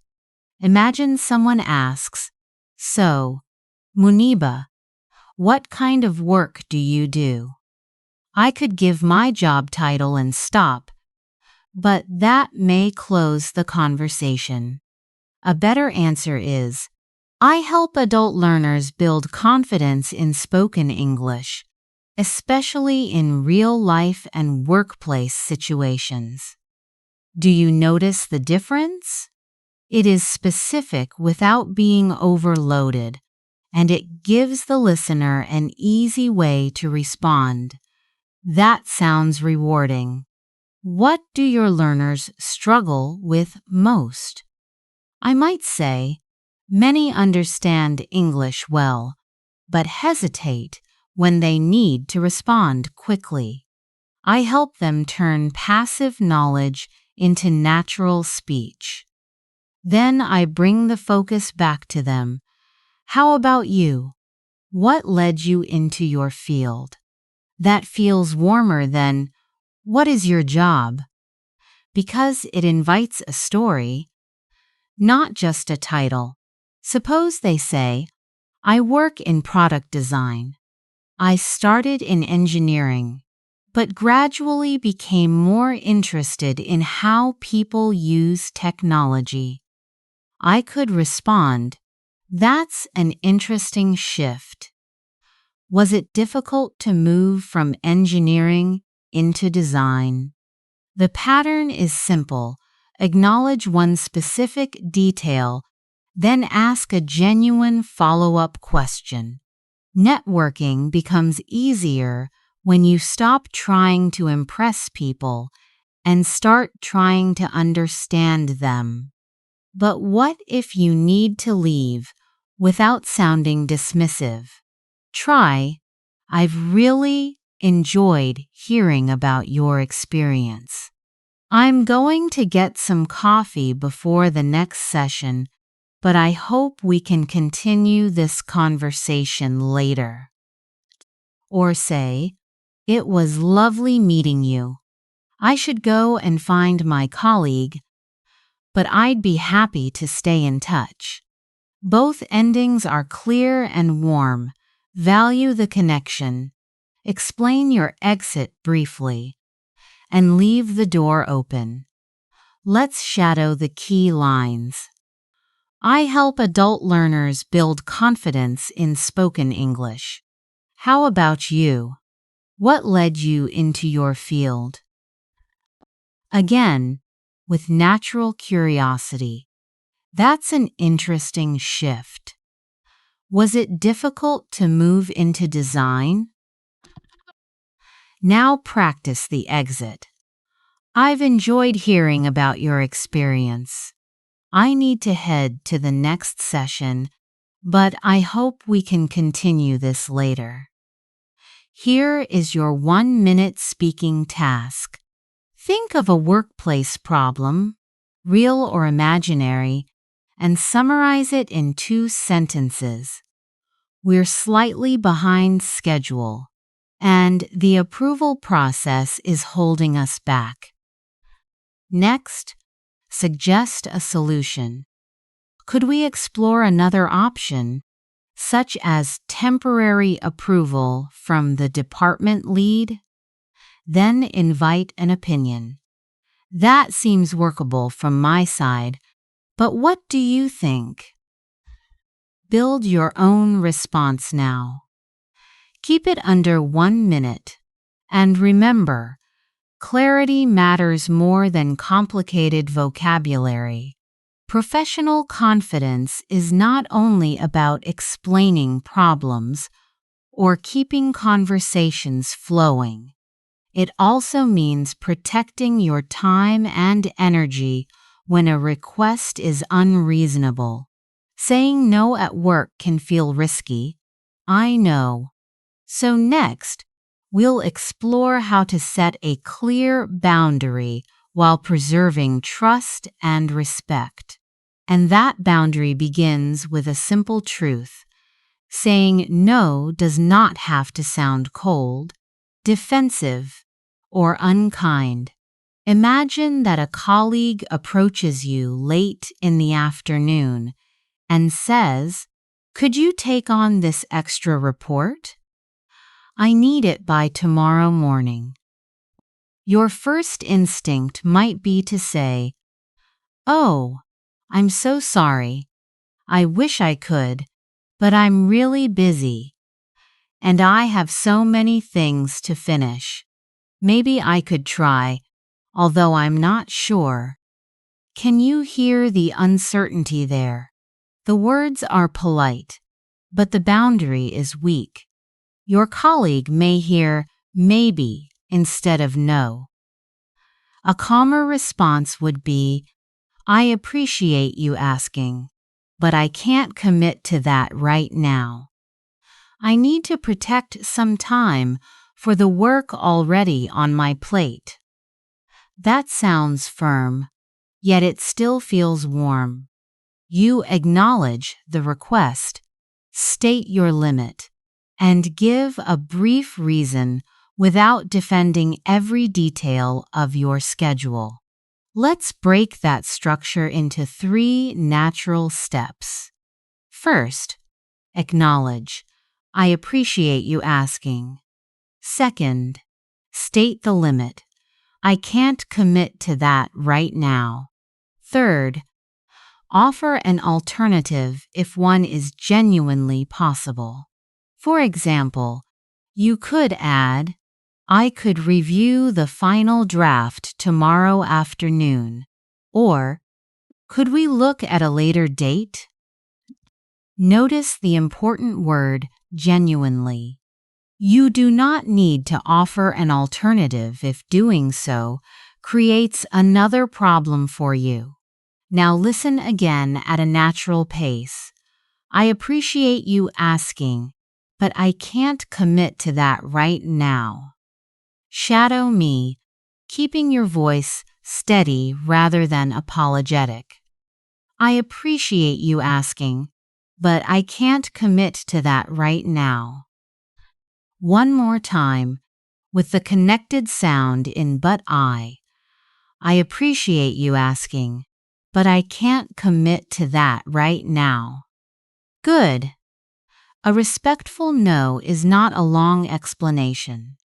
In fact, over-explaining can make you sound as if your boundary is open to negotiation. Now let's move outside the workplace. A friend invites you to dinner on Friday, but you are exhausted and need a quiet evening. You could say, thank you for inviting me, but I won't be able to make it. If you want to meet another time, add, could we look at a later date? What if your friend responds, are you sure? We haven't seen you in ages. This is where many people abandon their boundary because they feel guilty. You can preserve both warmth and clarity. I know, and I'd really like to catch up. Friday still won't work for me, though. How about next weekend? Hear what happened there. You responded to the emotion without changing the decision. I know shows understanding, while Friday still won't work, keeps the limit in place. Try the short version with me. I won't be able to make it, but I'd love to find another time. Again, more naturally, I won't be able to make it, but I'd love to find another time. Now answer this yourself. A friend invites you to an event when you already have plans. What would you say in one calm sentence? Keep your answer brief. Acknowledge the invitation. Say no clearly, and only suggest another time if you truly want to. Now let's make this more challenging, because real life often pushes back after we say no. Imagine your manager asks, could you finish this by tomorrow morning? The deadline is unrealistic, and you already have important work on your plate.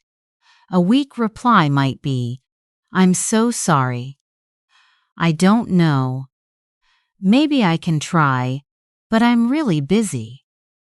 The feeling is honest, but the message is unclear, so your manager may still expect the work. A calmer answer would be, I want to make sure this is done well, but tomorrow morning isn't realistic. Could we look at a later date? You can add a stronger boundary. I need to protect some time for the work already on my plate. That doesn't sound selfish. Muniba. It sounds responsible. Say it slowly. I need to protect some time for the work already on my plate. Now try it again with a smoother rhythm. I want to help, but tomorrow morning isn't realistic. Could we look at a later date? Notice the pattern. Acknowledge the request. State the limit, and offer an alternative when appropriate. And don't over-explain. Too many reasons can make your boundary sound negotiable. If someone asks about your salary, address, or family, you don't need a long excuse. Try this. I'd rather not share that. A warmer version is, I hope you understand, but I prefer to keep that private. What if they ask again? Stay steady. I understand you're curious, but I'm not comfortable discussing that. You respond to the follow-up without changing your boundary. Now let's compare 3 levels of formality. Casual, thanks for asking, but I can't commit to that right now. Polite and neutral, I appreciate you asking, but I can't commit to that right now. More formal, thank you for considering me, but I won't be able to commit to that at this time. The meaning is almost the same, only the tone changes with the situation. Casual language may suit a colleague, while the formal version may fit a professional email. Here's a follow-up challenge. Someone says, "Are you sure?" It would only take a little while. How would you respond? You can say, I understand, but I still can't commit to it right now. Repeat it once slowly, then once naturally. This is the heart of respectful refusal. You don't become cold. You simply stop abandoning yourself to make the moment easier for someone else. Now imagine your schedule is full and a colleague asks you to take on one more task today. Give yourself a moment. Then answer clearly, I appreciate you asking, but I can't take that on today. Could we look at another time? Notice how kind and firm that sounds. You're not rejecting the person. You're being honest about your capacity. A clear boundary is useful, but natural communication also requires flexibility. So next we'll practice negotiating plans and finding common ground. Finding common ground begins where a firm boundary ends. You know what you cannot do, but you remain curious about what could still work for everyone. Imagine planning a weekend trip with a friend. They want to leave early on Friday, but you have an important meeting that afternoon. You could say, no, Friday is impossible, but that closes the conversation. Instead, begin by recognizing their priority. I understand why you want to leave early. We'd avoid traffic and have more time there. Then explain your boundary without sounding defensive. The only concern I have is that I can't miss my Friday meeting. Can you hear how the only concern I have softens the disagreement. Now propose an alternative. What if we leave early on Saturday instead? The phrase "what if" invites discussion rather than demanding agreement. Your friend may reply, "Saturday won't work because the hotel requires us to check in on Friday." Has the negotiation failed? No. The first suggestion has simply revealed more information. You can adjust calmly. That makes sense. Would you be open to taking the train on Friday evening? I could meet you at the station after work. This solution respects both priorities. Your friend keeps the Friday check-in, and you keep your professional commitment. Suppose they answer, "That could work as long as we book seats in advance. I don't want to stand for the whole journey." Here, "as long as" introduces a necessary condition. Try it aloud. "That could work as long as we book seats in advance." Again, with a connected rhythm. "That could work as long as we book seats in advance." You might respond, "Absolutely. I'll reserve the seats tonight, and you can confirm the hotel. Let's meet halfway." "Let's meet halfway" does not always mean making equal sacrifices. It means both people adjust reasonably so the plan can move forward. The same pattern works in professional conversations. Imagine a colleague saying, "The client presentation needs our attention today," while you know the budget report is due tomorrow morning. Rather than resisting, say, "I can see why the presentation feels urgent. The only concern I have is that the budget report is due tomorrow." Then propose instead of oppose. "What if we spend the first hour on the presentation, then finish the budget report before lunch?" You are not trying to defeat your colleague.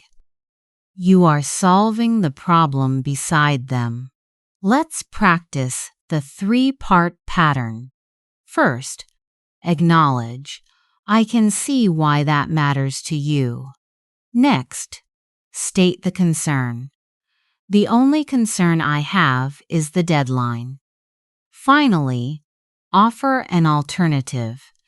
"What if we divide the work and review it together?" Now shadow the complete response at a natural pace. "I can see why that matters to you. The only concern I have is the deadline. What if we divide the work and review it together?" Think of a plan you need to negotiate this week. What is the other person's priority? What is your boundary? And what alternative could you offer? This language allows you to disagree without dismissing anyone. Once that trust is established, you can move beyond defending separate priorities and begin building a solution together. And that is when negotiation starts to feel less like conflict and more like collaboration. Imagine two friends planning a weekend trip. One wants to leave on Friday evening and enjoy a full Saturday, while the other needs Friday night to recover after work. You could say, "I understand why you want an early start. My only concern is that I'll be exhausted after work. What if we take the late train and sleep during the journey?" Your friend replies, "I don't think that will work. The late train is much more expensive." Did the negotiation fail? Not at all. One suggestion failed. So a flexible speaker acknowledges the concern and adjusts the plan. Try this, that's fair. Would you be open to leaving early on Saturday morning instead? Your friend might say, possibly, but I don't want to lose half the day. Now you have more information. You can refine the idea. What if we take the first train? That could work as long as we pack everything the night before. This time, your friend responds more warmly.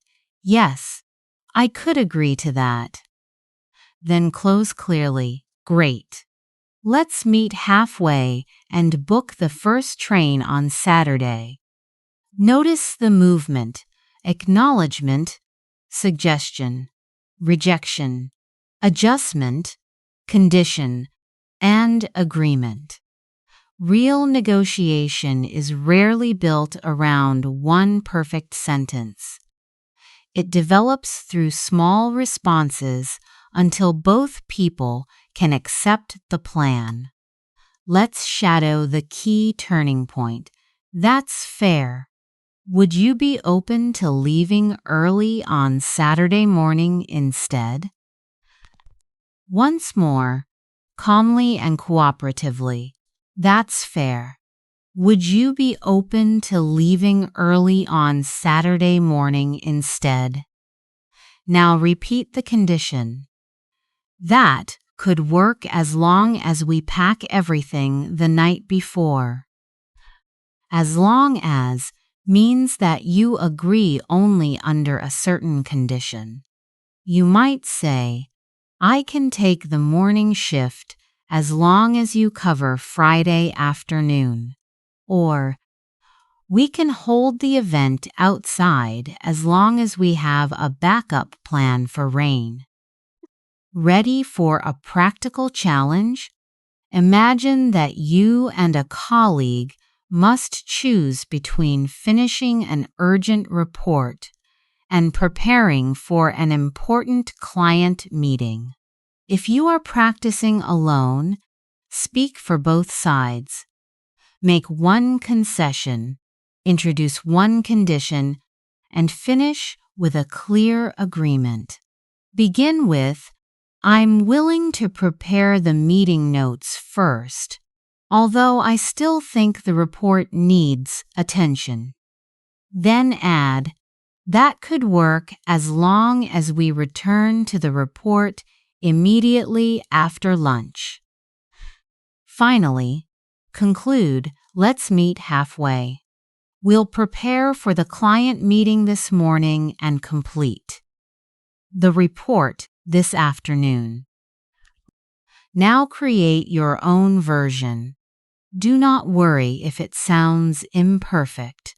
Genuine conversation often takes shape while we are speaking. Negotiation becomes easier when you can respond spontaneously, adapt your language, and think aloud without freezing. That ability to stay flexible is exactly what we will practice next.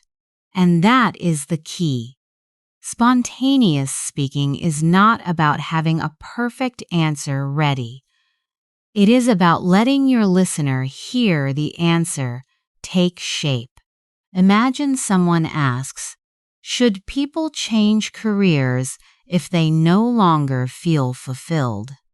There is no single correct answer, and that freedom can sometimes feel surprisingly uncomfortable. You may know several words, understand the question, and still feel your mind go completely blank. Have you ever experienced that sudden silence? In that moment, many learners panic quietly. They search for the ideal opening sentence, reject one idea after another, and give themselves no sound to build from. To the listener, however, That silent struggle has no visible thread. A short pause is natural, but a long, tense silence can make both people feel uncertain. Now compare it with this. That's an interesting question. I've never really thought about it that way. Those phrases do more than fill time. They acknowledge the question, create breathing room, and show the listener that your thinking process has already begun. Say them with me, slowly. That's an interesting question. Again, with gentle curiosity rather than fear. That's an interesting question. Now try. I've never really thought about it that way. Let the words connect naturally. I've never really thought about it that way. Once you have opened the door, offer a first thought. A useful phrase is, my first reaction is. Notice the word first. It quietly tells your listener, this is where I am beginning, not necessarily where I will finish. Here is a model. My first reaction is that people should change careers if their work is making them deeply unhappy. That answer is clear, but advanced speaking becomes richer when we add a qualification. That said, leaving immediately may not be realistic if they have financial responsibilities. We can then revise the idea. So perhaps the real goal is not to quit at once, but to create a careful transition. Did you hear the movement? First reaction, qualification, revision. The speaker changed the idea, but that change was not a failure. It was thoughtful communication. If the idea is still unclear, say, let me work that out as I go. It sounds honest and confident because you are choosing to think aloud instead of disappearing into panic. Repeat, let me work that out as I go. Keep work that out smooth and connected. Let's begin with a short question. What makes a good leader? Take one breath, then start with, that's an interesting question. My first reaction is, add just one quality and one reason. For example, that's an interesting question. My first reaction is that a good leader listens well because people are more honest when they feel respected. Your answer does not need to impress anyone. Right now, your task is simply to keep a clear thread alive while your thoughts are still forming. Now let's stretch that clear thread a little further, even if your answer is not perfectly formed. Here is a broader question. How could your city become a better place to live? Notice what your mind does. Does it search for the perfect answer and suddenly go quiet? That silent panic can feel much longer than it really is. The listener has no idea whether you are thinking, confused, or finished. An audible thinking process feels different. You might say, I've never really thought about it that way, but my first reaction is that the city needs more public spaces. Now the listener has a thread to follow, and you have given yourself valuable time. Try it yourself. Begin with, I've never really thought about it that way, but. Then mention one improvement and explain why it matters. You may discover a better idea while speaking. If that happens, revise naturally. Actually, now that I think about it, safer public transport might be more important. Did that revision weaken the answer? Not at all. It showed that the speaker was listening to their own thoughts and refining them in real time. Let's make the next question longer. Should people change careers when their work no longer feels meaningful, even if the change involves financial risk? That is not a yes or no question, is it? It asks you to hold two truths at once: meaning matters and security matters too. Listen to this model response. That's an interesting question. My first reaction is yes, because spending years in work that feels empty can be deeply discouraging. But, well, changing careers is not equally possible for everyone. People may have children, debt, or other responsibilities. So, let me work that out as I go. Perhaps people should not always leave immediately, but they can begin preparing for a change in a realistic way. The small hesitations, well, so, and perhaps, do not destroy fluency. They create space while keeping the logic visible. Shadow that answer with me, one thought at a time. That's an interesting question. My first reaction is yes. But, well, changing careers is not equally possible for everyone. So, let me work that out as I go. Perhaps they can begin preparing for a change in a realistic way. Now answer the question in your own words. Give your first reaction, add a qualification, and then revise or refine your view. If you pause, stay with us. Say, I'm not completely sure, but, or the more I think about it, the more I feel that. Those phrases are not signs that your English is failing. They are bridges between an unfinished thought and a meaningful answer. And spontaneous speech often becomes even stronger when you make the idea personal. So now we will move into deeper conversations about choices and values. And this is where the conversation becomes more personal, because our choices often reveal what we value, even when we do not say those values out loud. Imagine someone says, I left a stable job to start a small business. A respectful response is not, was that wise? It might be, what led you to that decision? That question leaves room for a real answer. Perhaps the person wanted freedom. Perhaps they were exhausted. Perhaps family responsibilities made the decision far more complicated than it seemed from the outside.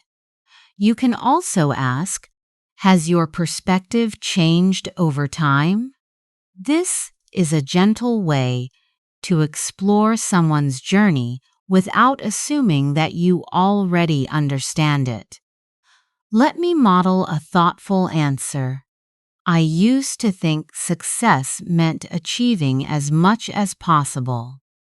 I wanted a better title, a higher income, and proof that I was moving forward. But after a difficult period in my life, I started to question that definition. I realized that constant achievement was leaving very little room for health, relationships, or peace of mind. Now, what matters most to me is having work that feels meaningful while still having enough balance to be present for the people I love. Notice the movement in that answer: a past belief, a turning point, and a present view. That structure helps you speak deeply without needing a perfect speech. Still, someone might disagree. They could say, "I understand the value of balance, but I think success should be measured by impact." If your work helps people, the sacrifice may be worth it. A soft response would be, "I see your point, although I'm not sure impact should automatically justify every sacrifice. There is a trade-off either way." That phrase is powerful because it avoids a rigid yes or no answer. It recognizes that ambition, stability, freedom, and family can all matter at the same time. I wouldn't want to speak for everyone, because a decision that feels courageous to one person may feel irresponsible to another. It comes down to circumstances, priorities, and the season of life someone is in. Now take 1 minute and answer this question: how has your idea of success changed? Begin with, "I used to think." Then describe one turning point and finish with, "Now, what matters most to me is." If you need time, say, "That's a difficult question, but I'll try to answer it honestly." Thoughtful speaking does not mean answering quickly. It means listening carefully to your own thoughts before you express them. And when another person shares something vulnerable, resist the urge to correct, compare, or immediately offer advice. Careful listening becomes especially important when the subject is sensitive. So if someone tells you, "My family doesn't understand my choice," try not to answer with, "You should just follow your heart." That may sound supportive, but it can make a complicated situation feel strangely simple. A more respectful response would be, "That sounds painful. What led you to choose this path?" Notice the difference. You are not taking sides immediately. You are making room for the person's experience. You might also ask, "Has your perspective changed over time?" This question is gentle because it does not assume the person was right or wrong. It simply invites them to look back and notice how they have grown.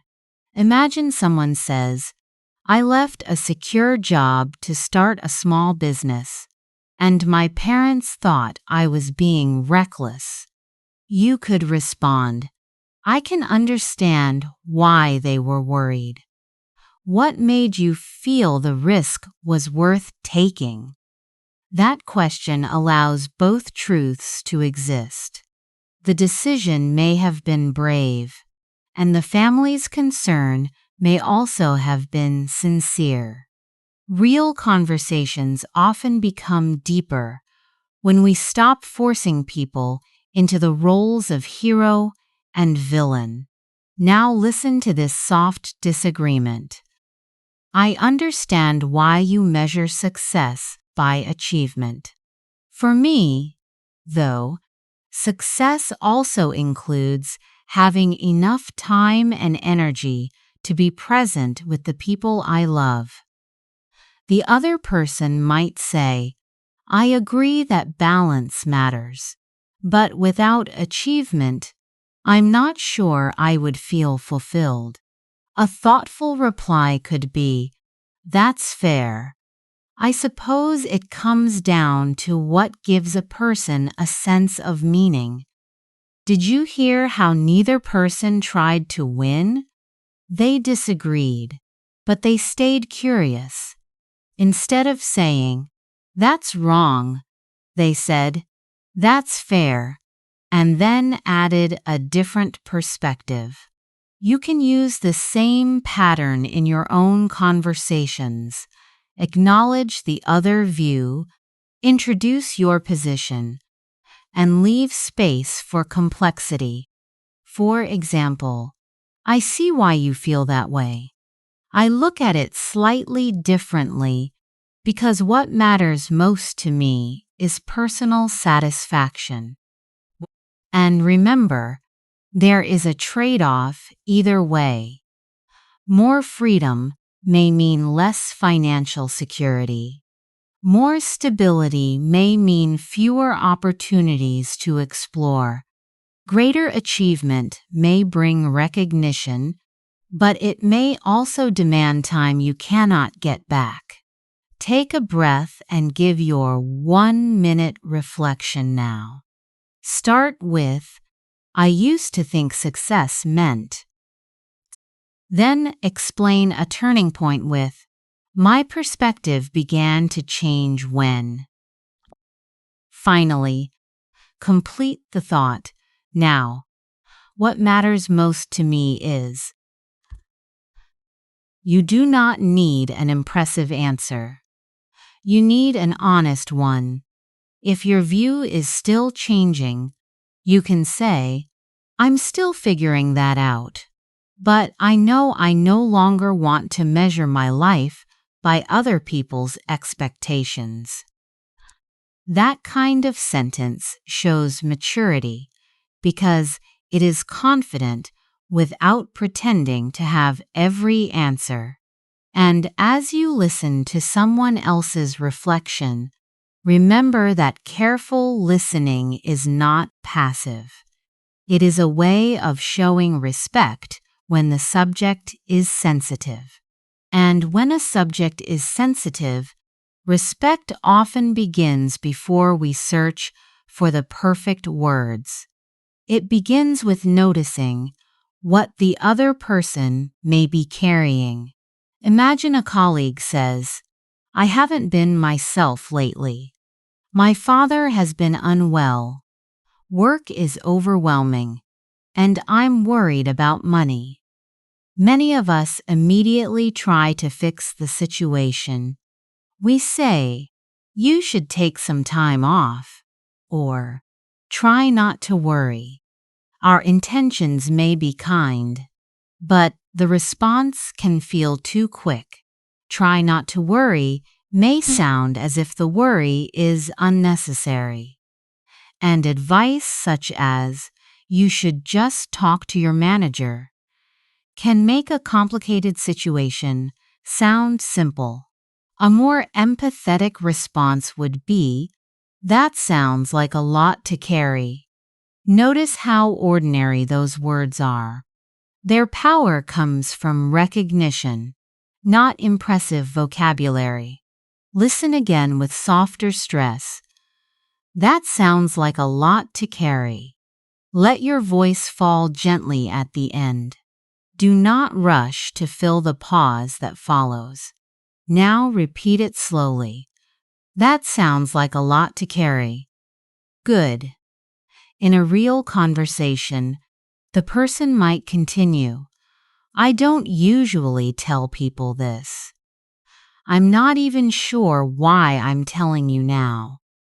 You could respond, "I appreciate you telling me." This acknowledges the trust behind the disclosure without demanding more information. Then you might add, "You don't have to talk about it if you don't want to." That sentence gives the other person control, which matters when life already feels beyond their control. Be careful not to turn permission into pressure. If you say, "You don't have to tell me," But what exactly happened? The invasive question cancels the gentleness of your first sentence. So what can you ask instead? Try, would it help to talk it through? The phrase, would it help, offers support without assuming that talking is what they need. Sometimes we need even clearer guidance. You can say, would you like me to listen? Help you think through your options, or give you some space. That is a gentle clarification, not a cold menu of choices. You are checking what kind of support the person wants instead of deciding for them. Let's hear the difference. Have you called a doctor? What did the tests show? Is it serious? Those questions may come from concern, but together they can feel intrusive. Now compare this. I'm sorry you're dealing with that. You don't have to share any details, but I'm here if you want to talk. Which response gives the person more emotional room? The second one, because it offers presence without asking them to defend, explain, or expose their experience. Try a short shadowing sequence with me. I appreciate you telling me. That sounds like a lot to carry. Would it help to talk it through? Again, keep the pace calm and the stress soft. I appreciate you telling me. That sounds like a lot to carry. Would it help to talk it through? Now imagine the person answers, I don't need advice yet. I think I just need someone to listen. A sincere reply can be very simple. Of course. I'm here. There is no clever solution in that response, and that is precisely why it works. In difficult moments, simple language and a patient pause can communicate more care than a beautifully constructed speech. When you are unsure how to support someone, gentle clarification can prevent a caring conversation from becoming frustrating. You might ask, would you like me to listen? Help you think through your options, or give you some space? That question does not mean you are withdrawing support. It lets the other person decide what support means today. Imagine a friend says, I'm exhausted. Work is relentless. Money is tight. And my family expects me to make a decision I'm not ready to make. You may want to say, you should take a break, or here's what I would do. But advice given too quickly can make a complicated problem sound simple. A warmer response would be, that sounds like a lot to carry. Would it help to talk it through? Or would you rather I just listen? Your friend might answer, could you just listen for a minute? People have been telling me what to do all week. You can say, of course, take your time. Notice how those 4 words create space instead of filling it. Another common mistake is minimizing someone's feelings. We say, at least you still have a job. Try not to worry. Or, everyone goes through this. These statements may be true, but emotional support is not a competition over who has suffered more. Try saying, I can understand why this feels overwhelming. You are recognizing the feeling without pretending you can solve everything. If someone mentions grief or a health concern, Avoid invasive questions about names, dates, test results, or private family details. You can say, "You don't have to talk about it if you don't want to." Then respect that boundary. Do not offer freedom and immediately follow it with 3 personal questions. Often, respect is shown by what we choose not to ask. Let's practice the emotional rhythm. Repeat softly. You don't have to talk about it if you don't want to. Put gentle stress on "don't have to." Again, you don't have to talk about it if you don't want to. Now repeat, "I appreciate you telling me." Let appreciate sound warm, not formal, and leave a small pause afterward. Next, "That sounds like a lot to carry." Keep your voice steady. You are recognizing the weight without making the moment more dramatic. One more useful question is, what would feel most helpful right now? Imagine a colleague says quietly, "I've been dealing with something difficult at home, and I'm struggling to focus." What would you say first? You could respond, "I'm sorry things have been so difficult." You don't have to explain, "But I appreciate you telling me." Then check their need. Would it help to talk it through? Or do you need a little breathing room? There is no perfect script, but there can be genuine attention. Advanced English is not always about advanced vocabulary. Sometimes it means choosing a simple sentence, softening your tone, and resisting the urge to speak too soon. A sincere "I'm here" may carry more meaning than a polished paragraph, especially when it is followed by patient listening. Serious conversations rarely stay heavy forever. People often use a lighter comment or gentle understatement to release tension, so next we'll explore how humor can bring warmth back into natural English conversation. That gentle shift from seriousness to lightness is something native speakers use all the time, not to dismiss a difficult moment, but to help everyone breathe again. And here is the good news. You do not need to be a comedian. Natural humor often comes from noticing what just happened and describing it with playful understatement. Imagine that you are traveling with a friend. Your train is delayed. It begins to rain, and then the handle comes off your suitcase. Your friend looks at the broken handle and says, "Well, that went well." Did the situation actually go well? Of course not. The humor comes from saying the opposite of what is obviously true.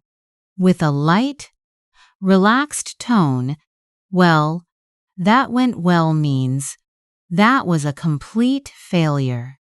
But let's not make it feel worse. Listen to the connected speech. "Well, that went well." Now say it with me. "Well, that went well." Good. Keep the words calm rather than dramatic. If your voice sounds too serious, the comment may feel critical instead of playful. Now the travel story gets stranger. You finally reach the hotel, but the receptionist says your room was accidentally booked for next year. At that point, you might say, "You couldn't make it up." This means the situation is so strange or ridiculous that it sounds invented. Try it naturally. First the train, then the suitcase, and now this. You couldn't make it up. Can you hear how the humor comes from observation? You are not performing a joke. You are simply sharing your disbelief with the other person. Let's move into the kitchen. Suppose your friend tries to bake a beautiful birthday cake, but it collapses in the middle. Your friend says, "Maybe I've invented cake soup." You look at it and reply, "I suppose that's one way to look at it." That expression can show amused disagreement. It means, "I would not describe it that way, but I appreciate your creative interpretation." Tone matters again. A warm tone sounds playful. A flat or sharp tone can sound dismissive, especially when someone is proud of an idea. Repeat this version. I suppose that's one way to look at it. Let the stress fall gently on one. Now respond to this prompt. Your phone updates just before an important call, restarts twice, and then forgets your password. What light comment could you make? You might say, "Excellent timing," or, "Well, that went well." Then add a follow-up question. Has your phone ever done that to you? That follow-up matters because social humor is shared. A light comment opens the moment, and a genuine question invites the other person into it. Still, not every difficult moment needs a joke. If someone is deeply upset, embarrassed, grieving, or discussing something sensitive, humor may feel careless. When you are unsure, choose a neutral response such as, "That sounds really frustrating," or, "I'm not sure what to say, but I'm listening."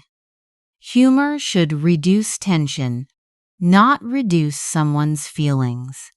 In the next situation, we'll practice playful reactions that acknowledge the problem, while keeping the conversation comfortable. Let's practice that balance with a travel problem. Frustrating at the time, but harmless enough to laugh about later.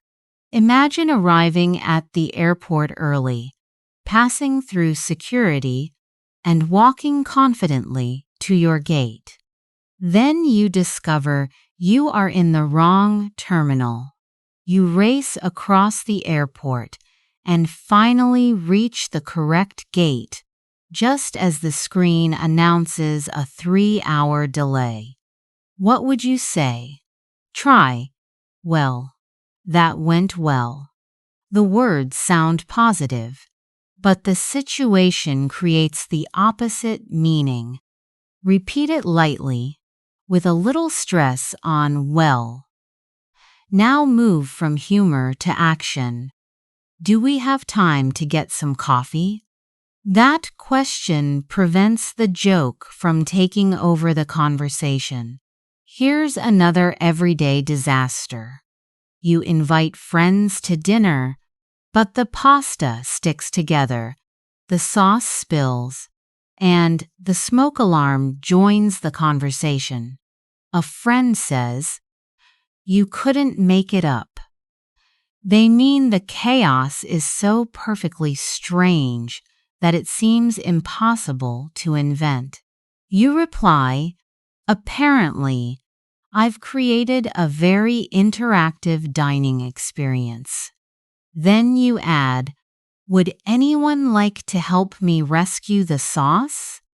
Can you hear the rhythm? Notice the problem. Reframe it gently and take the next step. You do not need to deliver the perfect joke. Now imagine your screen freezing during an important video call. When you reconnect, Everyone is waiting in silence. Awkward, isn't it? You could say, that was a beautifully timed pause. Where did I lose you? Right. Let me return to the main point. That pattern is useful. A light comment, a genuine question, and a smooth return. It repairs the moment without making it more dramatic. But what if someone else makes a joke that feels inappropriate? You do not have to laugh, and you do not need to begin an argument. Try a neutral response. I see what you mean, or that's one way of looking at it. Then redirect. Anyway, what happened after that? This protects the atmosphere while respecting your boundaries. Social ease does not mean pretending to enjoy every remark. When an experience was genuinely harmless and enough time has passed, you can say, "At least we can laugh about it now." Repeat that slowly. At least we can laugh about it now.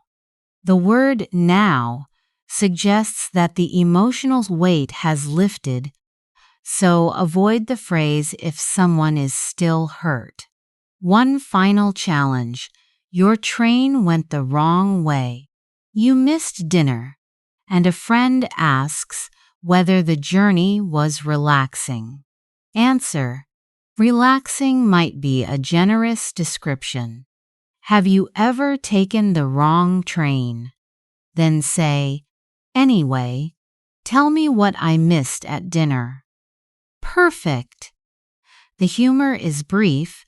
Your question includes the other person, and the transition keeps your story from dominating. That is real social ease, making difficult moments lighter without forcing laughter and knowing when to move on. Next, we'll use that same awareness to end conversations naturally while leaving the door open for another one. And once you know how to move on from an awkward moment, the next skill is knowing how to leave the conversation without making the connection feel unfinished. Ending well is not about escaping. It is about giving the conversation a graceful shape. Imagine you are at a party. You have been talking with someone for 20 minutes, but you notice your friend waiting across the room. You could simply say, "I have to go." It is clear, but it may sound abrupt. A smoother version would be, "I should let you get back to the party, but it was really good talking to you." Notice the pattern. First, a gentle signal, then a positive comment. You can add a future action. "Let's pick this up another time." Now, the ending does not feel like a rejection. It suggests that the conversation mattered and can continue later. Would that sound too formal with a close friend, Muniba? Not necessarily. With a friend, you might say, "I should let you get back to it. Let's carry on later." The relationship changes the wording, but the structure remains useful. Let's move to a video call. You have discussed a personal problem, and neither of you wants to end suddenly. You could say, "I think we've covered a lot. I should probably let you go, but I'm really glad we talked." If you have agreed on something, make the next step clear. "I'll send you the address tonight, and you can let me know what time works." Then finish warmly, "Take care, and speak soon." Listen to the difference between these two endings. Okay, Bye. That may be fine when you are in a hurry, but it gives the other person no sense of where the conversation stands. Now try this. Right. So we'll meet on Thursday at 7. I'll message you the details. And it was really good catching up. Speak soon. The agreement is summarized. The next step is confirmed. And the goodbye feels personal. In a meeting, the same idea becomes slightly more professional. You might say, before we wrap up, let's confirm the main points. I'll follow up with the details this afternoon, and we'll review the progress next week. Before we wrap up is a useful signal because it prepares everyone for the ending. It is more natural than suddenly saying, "The meeting is over." And when you meet someone for the first time, try not to disappear after a polite exchange. Say, "It was really good talking to you. I enjoyed hearing about your work. I hope we get a chance to speak again." If you want to exchange contact details, continue with, "I'll send you a message so we can stay in touch." That sounds friendly without promising too much. Now build the sequence yourself. Summarize one point, confirm the next step, and end warmly. You could say, "So we agree to start with the smaller project. I'll send over a draft tomorrow. Thanks for your time. It was a pleasure speaking with you." Keep that rhythm in mind. Signal, positive comment, future action, polite goodbye. Once that rhythm becomes familiar, ending a conversation feels less like cutting a thread and more like tying it neatly for the next time. And that neat ending is not just a polite finish. It leaves the other person with a clear sense of respect, warmth, and possibility. Let's bring the pattern together one last time. Imagine you are finishing a video call with a colleague. You might say, "I should let you get back to it. It was really good talking with you. Let's pick this up another time, and I'll follow up with the details by email." Notice the movement. First, you signal the ending. Then you add a positive comment. Finally, you mention the next action and say goodbye. It sounds organized, but still human. Now compare that with, "Okay, I have to go." It may be honest, but it can feel abrupt, especially if the conversation has been meaningful. A smoother version would be, "I should get going, but I'm glad we had the chance to talk. Let's catch up again soon." Is that too formal? Usually, no. "I should let you get back to it" works well with a colleague, a friend, or someone you have just met. With a close friend, you can make it more relaxed. "I'll let you get on. It was great seeing you. Let's talk again soon." And if you are leaving a party, you could say, "I'm going to head out, but it was really nice meeting you. I enjoyed our conversation. I'll send you a message so we can stay in touch." If you are ending a meeting, make the next step especially clear. So, "We'll start with the smaller project, and I'll send the draft tomorrow. Thanks, everyone. I'll follow up with the details this afternoon." Try it with me now. Summarize one point.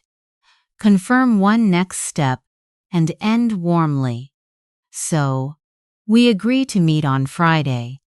I'll send you the address tonight. It was really good talking with you. Have a safe trip home. One more time, with a little more natural rhythm. So, we agree to meet on Friday. I'll send you the address tonight. It was really good talking with you. Have a safe trip home. As you shadow, do not chase every word separately. Listen for connected phrases such as, I should let you get back to it. It was really good talking with you. And let's pick this up another time. Let the words flow as one calm thought. You have now practiced how to enter a conversation, develop an idea, repair a misunderstanding, and bring an interaction to a respectful close. The useful expressions are simple, but the feeling behind them matters. Be clear, be considerate, and leave the door open when you genuinely want to continue. For your final shadowing challenge, repeat this complete closing 3 times. Before we wrap up, let's confirm the main point. I'll follow up with the details tomorrow. It was really good talking with you, and I hope we can continue this conversation soon. First, copy the rhythm. Next, speak without looking. Finally, say it in your own voice, with the confidence of someone who no longer needs to translate every sentence. Confident English does not appear all at once. It grows through repeated, meaningful practice, one real conversation, and one thoughtful phrase at a time.